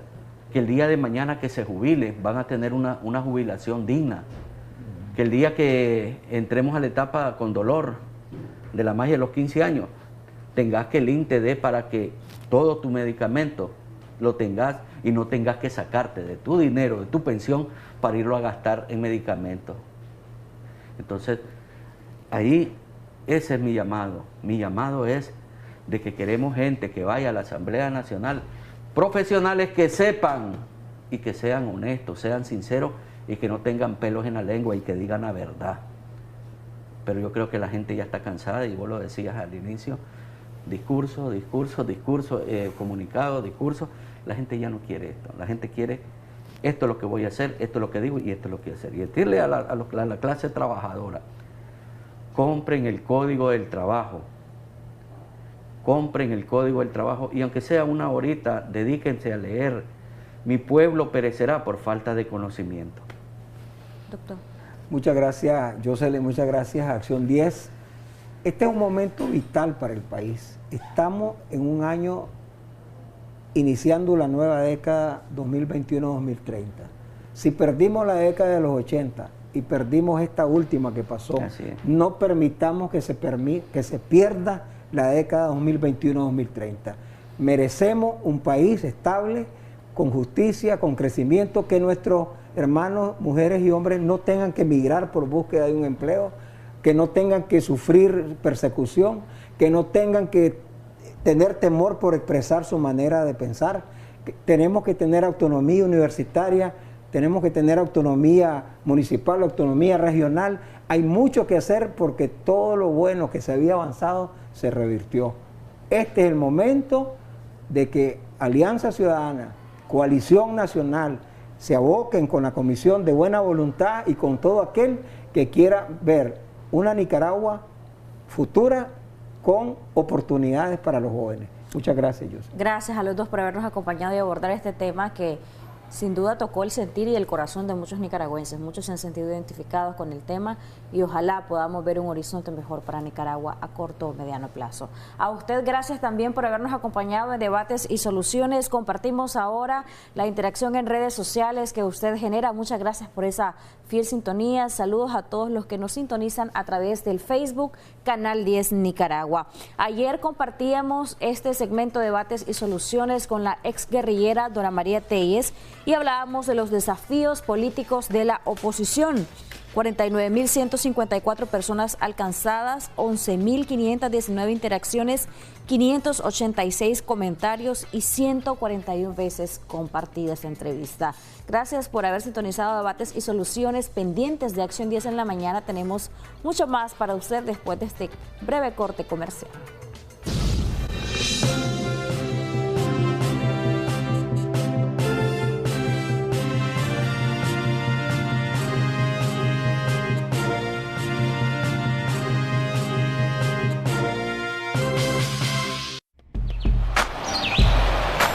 Ya regresamos con Acción 10 en la mañana.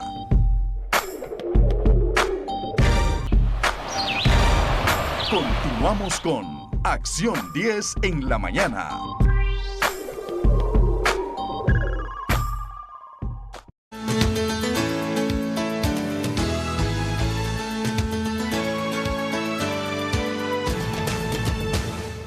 Continuamos con más aquí a través de su revista Acción 10 en la mañana. Hoy en nuestro segmento La Consulta con el Especialista nos acompaña el doctor Javier Bravo. Él es médico diabetólogo y estaremos abordando un tema de suma importancia, principalmente en aquellas mujeres embarazadas. Muy buenos días, doctor.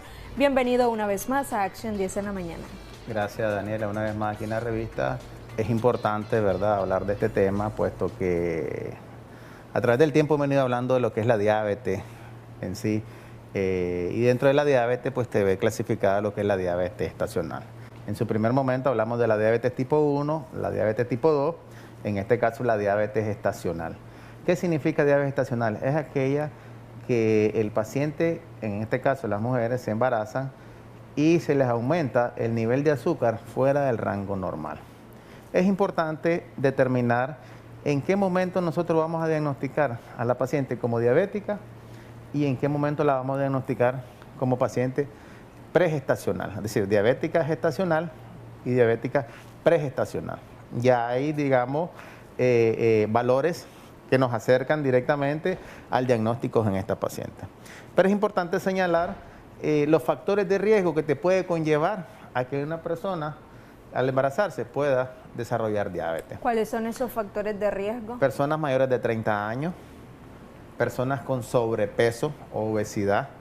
Recordemos que eso se saca a través del índice de masa corporal, que es la altura sobre la talla sobre el peso al cuadrado. El peso sobre la talla al cuadrado.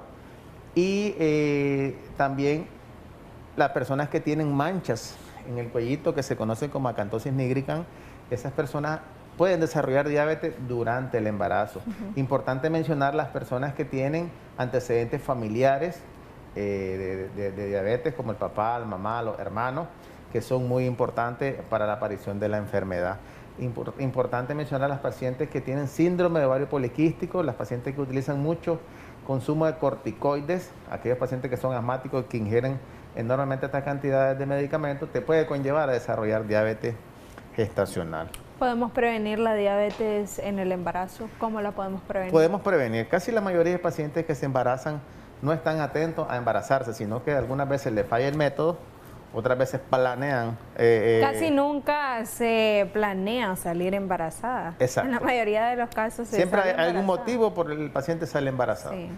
Pero lo ideal sería que tenga un buen peso, un buen hábito alimenticio 3 meses antes. Que haya una planificación. Exacto, inclusive que estén tomando tratamiento como sulfato ferroso, ácido fólico para evitar un trastorno en el bebé como un defecto del tubo neural. Ahora, eso es indispensable y es súper importantísimo, no solamente durante el embarazo, sino que ya expertos refieren que es importante consumir ese tipo de medicamentos previos a salir embarazada. Exactamente, por eso te decía que las personas cuando desean salir embarazadas o tener un embarazo planeado, hay que tomar muchas indicaciones, muchas medidas para que el embarazo no tenga ningún problema. Así es. Pero vaya, cuando el paciente viene, se embaraza por primera vez o por segunda vez o por tercera vez, antes de las 24 semanas le mandan a hacer los exámenes de laboratorio y encuentran un nivel de azúcar arriba de 126, esa paciente es diagnosticada como una diabética pregestacional. ¿Qué significa eso? De que esta paciente probablemente estaba desarrollando la diabetes antes de salir del embarazo. Pero si en ese valor resulta de que tiene arriba de 92 a menos de 126, es decir, una glucosa en ayuna de 100, entonces podríamos sospechar de que esa paciente tiene una diabetes gestacional que la está desarrollando. ¿Ves? Lo segundo, en este tipo de pacientes se le manda a hacer una prueba de tolerancia, ¿ya? Que si esta prueba de tolerancia empieza a salir arriba de 180, entonces podríamos estar pensando de que esta paciente está desarrollando una diabetes pregestacional. ¿Qué significa pregestacional? Antes del embarazo. Que lamentablemente se hace el examen durante el periodo del embarazo, antes de las 24 semanas, que es un aproximado de 5 o 6 meses, y el paciente sale con exámenes alterados, podríamos pensar de que esa paciente tenía un evento de diabetes y que lo está desarrollando en el embarazo. Ahora, ¿qué afectaciones podemos encontrar en el bebé de esta mujer a la que se le diagnostica diabetes gestacional? Muy importante, porque normalmente algunas pacientes no llegan a desarrollar la diabetes a complicaciones como un diabético que puede terminar en una cetoacidosis, un estado hiperosmolar o una complicación mayor. Estos pacientes normalmente pueden tener un nacimiento de un niño macrosómico, un niño bien grande, ¿verdad? Por la resistencia a la insulina que puede producir en ese momento, puede inclusive caer en un aborto, puede caer en complicaciones maternas, que la mamá se complique con una alteración, digamos, de la glucosa, que te puede llevar a un estado de coma, una cetoacidosis, que es un daño meramente mayor de la diabetes, y que puede caer en cuidados intensivos si la persona pues no lleva a cabo sus controles prenatales y no sigue las indicaciones que le orienta pues el médico que la está valorando. ¿Incide de alguna manera lo que es la alimentación en aquellas mujeres embarazadas al desarrollo de la diabetes gestacional? Pues fíjese que sí. Estos pacientes normalmente la primera orientación que le da el médico es cambio del estilo de vida. Empezar a suprimir alimentos que te puedan generar aumento del azúcar, por ejemplo los carbohidratos, por ejemplo lo que son todos los azúcares como caramelos, bombones, gaseosas y cosas así que te puedan conllevar el aumento del azúcar en sangre. Lo segundo, tomando hacer en cuenta ejercicio. que uno embarazada es antojadiza. Exactamente, pero siempre y cuando debe tener un peso adecuado y que su embarazo pues no vaya a aumento de peso, no haya infecciones a repeticiones que te pueden conllevar a un estado de diabetes, ¿verdad? Lo segundo que se le manda después de que se diagnostica la enfermedad es el tratamiento farmacológico, que en este caso la mejor indicación en los pacientes es la insulina.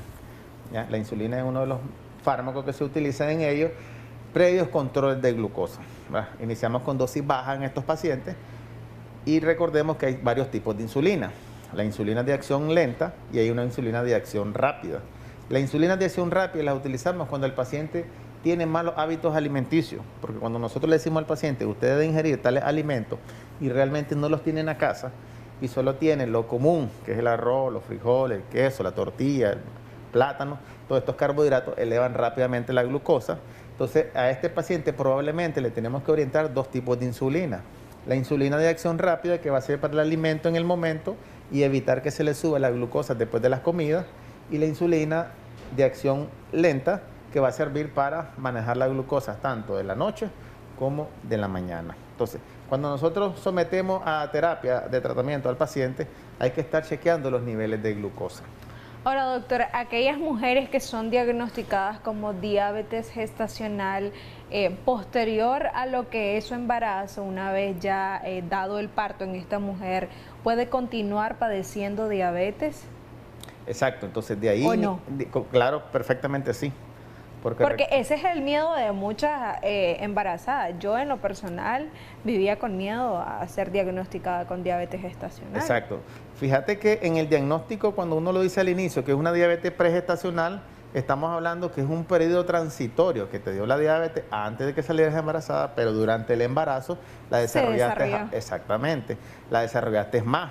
Entonces existe la posibilidad de que esa persona desarrolle la diabetes posterior al embarazo, si no sigue los estrictos cumplimientos. Y he ahí, doctor, la importancia de realizarnos un chequeo y una debida planificación previo a salir embarazada. Exactamente. Mientras que la persona que se diagnostica como diabetes gestacional, meramente en el embarazo, pero que antes no estaba Nunca con problemas, fue diagnosticada. entonces esa persona se puede aducir de que es un problema meramente del estado gravídico que está el paciente. Entonces, posiblemente dentro de 6, 12 semanas después del parto, ese paciente vuelve a la normalidad con sus niveles de glucosa. Pero, ¿qué pasa aquí? Que los parámetros son diferentes. Cuando nosotros le decimos al paciente que se tiene que hacer un examen de glucosa en ayuna, estando embarazada, esa normalmente debe ser menos de 92 para que esté bien. Pero cuando ya sale del parto y caemos a un estado no gravídico que se llama puerperio después del parto, entonces esta persona debe tener un nivel de azúcar menos de 100, ya el valor aumenta. Entonces son dos cortes distintos para el diagnóstico, o sea, para hacer el tamizaje de estas personas. No es el mismo corte de evaluativo en casos de examen de laboratorio en mujeres embarazadas que en pacientes diabéticos que no están en estado de embarazo. Exactamente. Okay, entonces, ahí es importante hacer la diferencia, porque tal vez tiene un papá y una mamá diabética, entonces viene y dice, mire, yo tengo 98, eso es normal para mí, pero si la hija está embarazada y tiene 98, no es normal. El corte es 92 en ayuna, menos de 92 en ayuna. Ya con 98 ya es un estado de alerta para el médico que esta paciente va a desarrollar diabetes. Si no entra a cambio de estilo de vida, tanto ejercicio como alimentación, un plan nutricional y valoraciones continuas para evitar que desarrolle la enfermedad. Porque puede ser que esta paciente desarrolle la enfermedad después del embarazo. Sea una futura diabética. Exactamente. Ok, doctor, estamos por finalizar sus recomendaciones. Importante que los pacientes conozcan que una vez que se da el diagnóstico de la diabetes en el estado gravídico, lleva la probabilidad de 30 a 40% de volver a padecer de diabetes en un siguiente embarazo. Segundo, es importante que se haga su chequeo antes de embarazarse, pues para saber si puede desarrollar o no una enfermedad.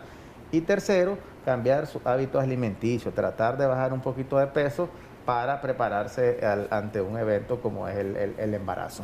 Ok, muchísimas gracias, doctor, por esa excelente recomendación en torno a lo que es la diabetes gestacional. Ya usted escuchaba las recomendaciones que nos brindaba nuestro experto, el doctor Javier Bravo. Por ahí usted ya ubicaba en la parte baja de su pantalla los números telefónicos a donde los puede contactar y hacer sus debidas consultas. Recuerde siempre acudir a su médico de cabecera y, como ya bien lo decía, un embarazo no solamente requiere de cuidado una vez de que ya nos damos cuenta que estamos embarazadas. Importante que nosotros tomemos ese hábito de siempre planificar las cosas. Un embarazo no es cualquier cosa, así es que mantengámonos al pendiente de nuestra salud y, por supuesto, de la futura vida que nosotros llevaremos en nuestro vientre.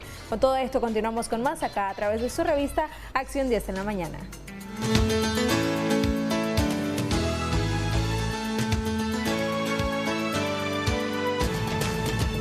Ahorrar energía eléctrica es responsabilidad de todos. Siguiendo unos sencillos consejos se puede reducir la emisión de los gases invernadero y, por tanto, nuestra huella en el medio ambiente, responsable del cambio climático. Usa focos de bajo consumo que ahorran hasta un 75% de energía. Apaga las luces cuando salgas de una habitación o utiliza lo más posible la luz natural, abriendo las cortinas y persianas. Revisar las instalaciones eléctricas de tu domicilio, que tenga polo a tierra y que cumpla con el cableado adecuado. Segundo punto, revisar el lighting o la cantidad de aparatos y el porcentaje de amperaje que ellos obviamente consumen mensualmente y diario. Y como tercer punto, aprender a leer el equipo de medición diario o cada 36 horas. No olvides comprar alimentos de temporada, son más baratos desde el punto de vista del transporte y refrigeración y no requieren de consumo de combustible y electricidad. Y además recuerda descongelar tu refrigerador, la escarcha crea un aislamiento que puede acarrear un 20% extra de consumo eléctrico. Christopher Guevara, Acción 10. Continuamos con Acción 10 en la mañana.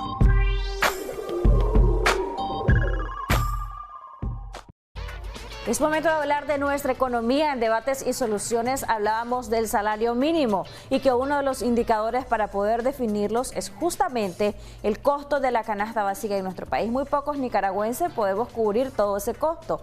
Justamente vamos con Christopher Guevara desde el Mercado Oriental, quien nos tiene mucho más detalle en Balanza Nacional de cómo está el costo de los productos para esta semana. Hay un incremento en el costo del aceite y también en el jabón de lavar ropa. Christopher nos cuenta mucho más desde el Mercado Oriental. Adelante, Christopher.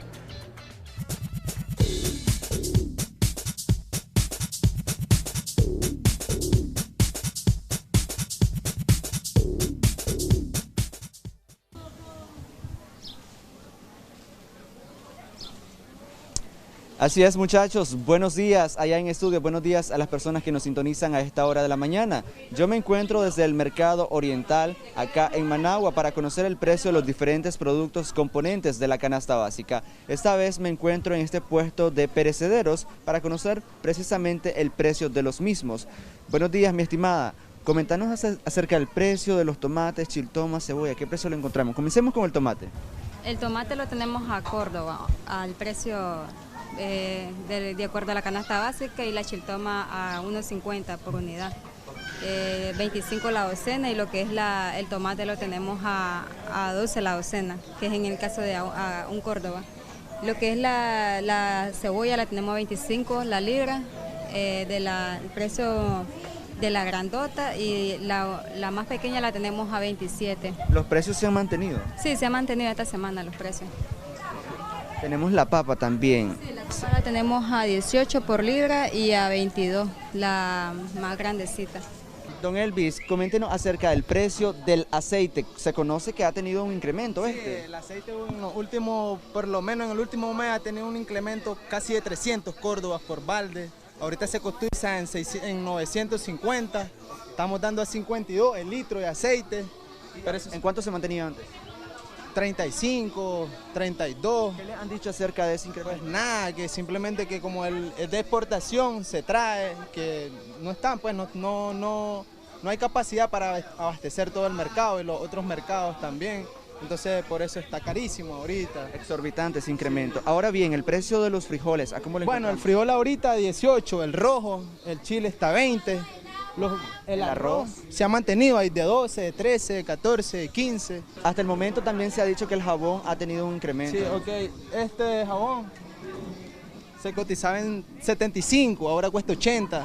Sí, en este tiempo, ahorita en esta semana estuvo un poco bajo en lo que es el queso. Tenemos a un precio de 55 por libra, al por mayor a 53. 55 el queso seco. Sí, el queso seco y el queso fresco a 54 lo tenemos. Ok, me comentabas que este tuvo una pequeña baja.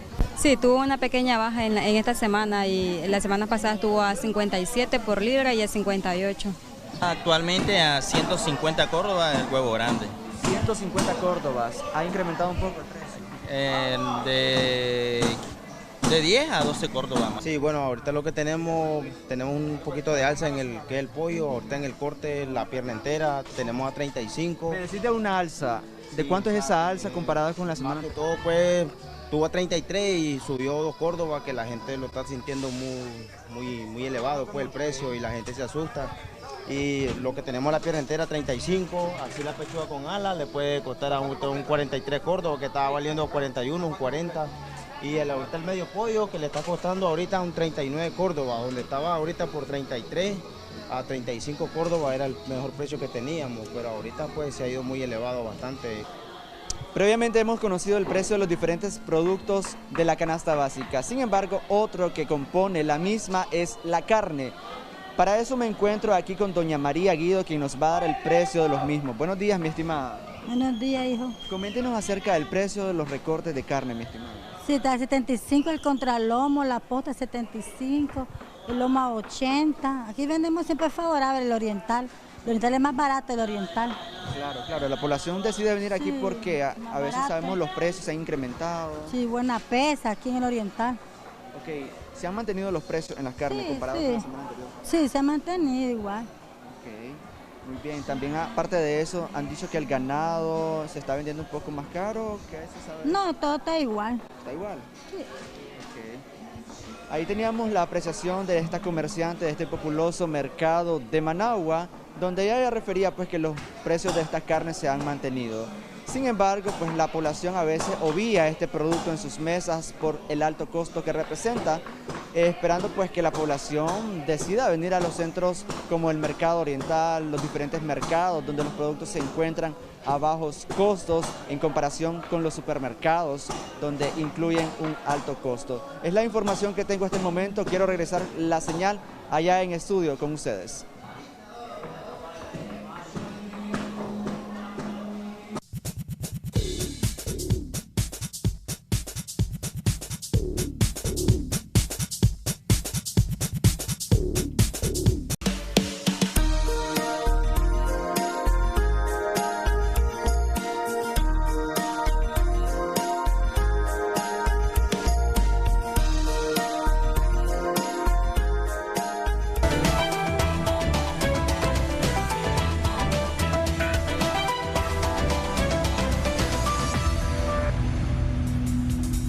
Los traumas por abusos sexuales pueden producirse cuando la persona está en su infancia o en su edad adulta. Como consecuencia de estos abusos, la persona que los ha padecido puede desarrollar un trauma e incluso un trastorno disociativo en algunos casos. Las personas que han sufrido abusos sexuales suelen experimentar problemas emocionales diversos y complejos. La aparición del estrés postraumático, baja autoestima, culpabilidad o incluso sentirse sucio con frecuencias. Esto significa que los abusos constituyen un tormento para las personas que lo han padecido, del que es difícil librarse. Quédese en la siguiente entrevista donde abordaremos el tema. Christopher Guevara, Acción 10.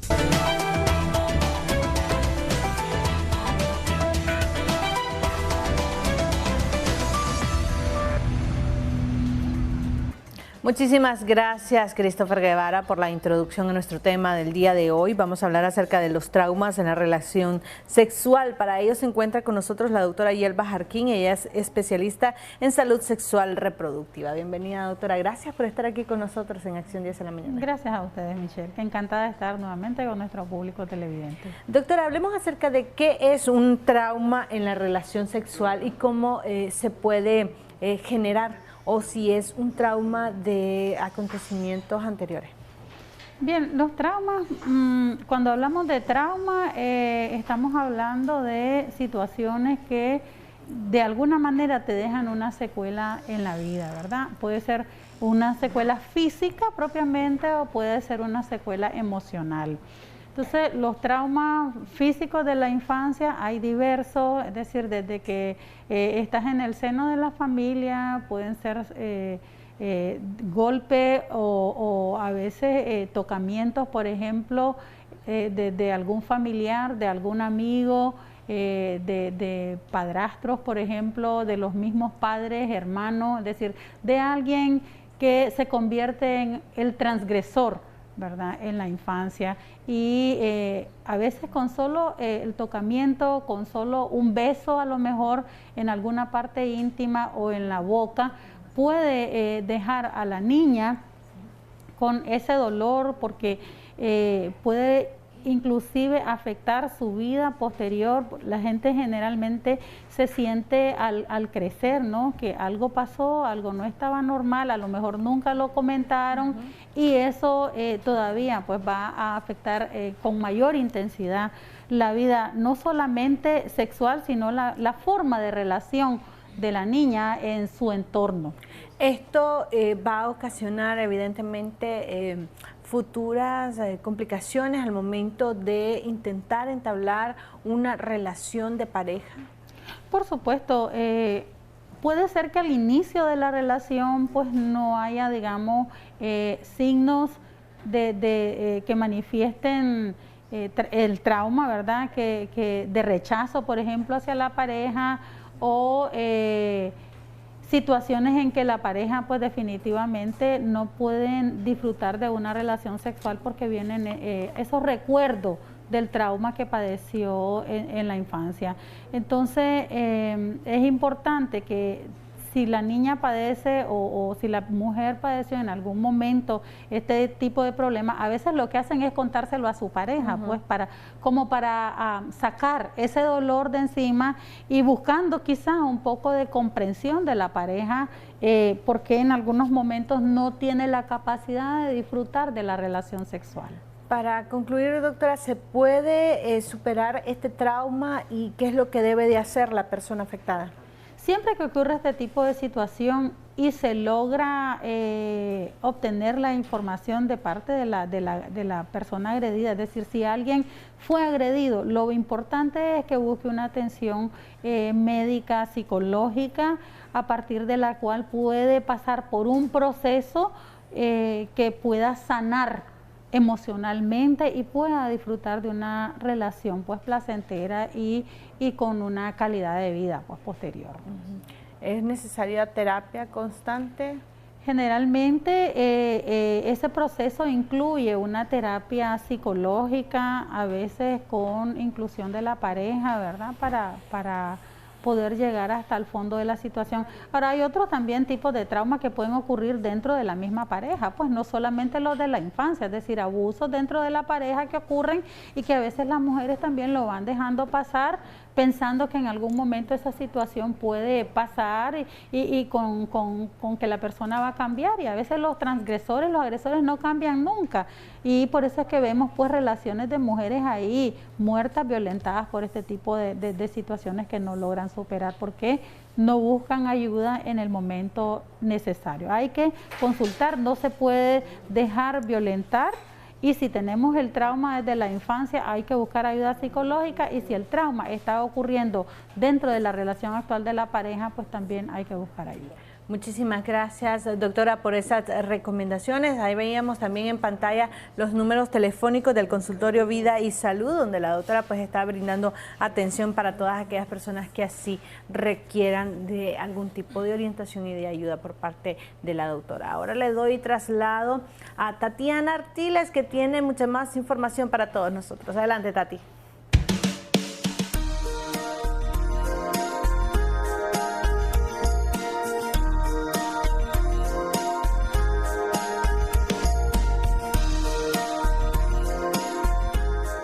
Gracias, Einer, y efectivamente, mire qué bonito cuando a uno le dedican algo, ¿verdad? Esas palabras qué emocionan. Se lo enamoran a uno, bueno. Sí, lo enamoran. Decía así una abuela, hay que enamorarse con el cerebro, no solo con el corazón, ¿verdad? Es muy importante. Bueno, vamos a mandar un saludito a ¿Qué dos le pasó a los personas que muchachos? están cumpliendo años. ¿Están cantando? El happy birthday. Bueno, vamos a saludar un saludito a Anderson Morazán y a Matthew Guevara. Bueno, Anderson Morazán es hermano de nuestra queridísima Daniela Rodríguez Morazán, que hoy está cumpliendo años. También tenemos otro saludo, Tati. A Matthew Guevara también, ya le mandamos un saludito que igual Matthew, ahí tenemos está cumpliendo Feliz cumpleaños, el día de hoy. Matthew. Él es sobrino de nuestro compañero Cristo. También sobrinito de Christopher, así que saludito. Llegamos, Cris, a tu casa. Dios le guarde y le proteja. Y Agustito González, allá en Inotepe Carazo, de parte de todos sus compañeros de secundaria, besitos especiales, Augusto, que lo pases a lo grande y será hasta mañana. Bye.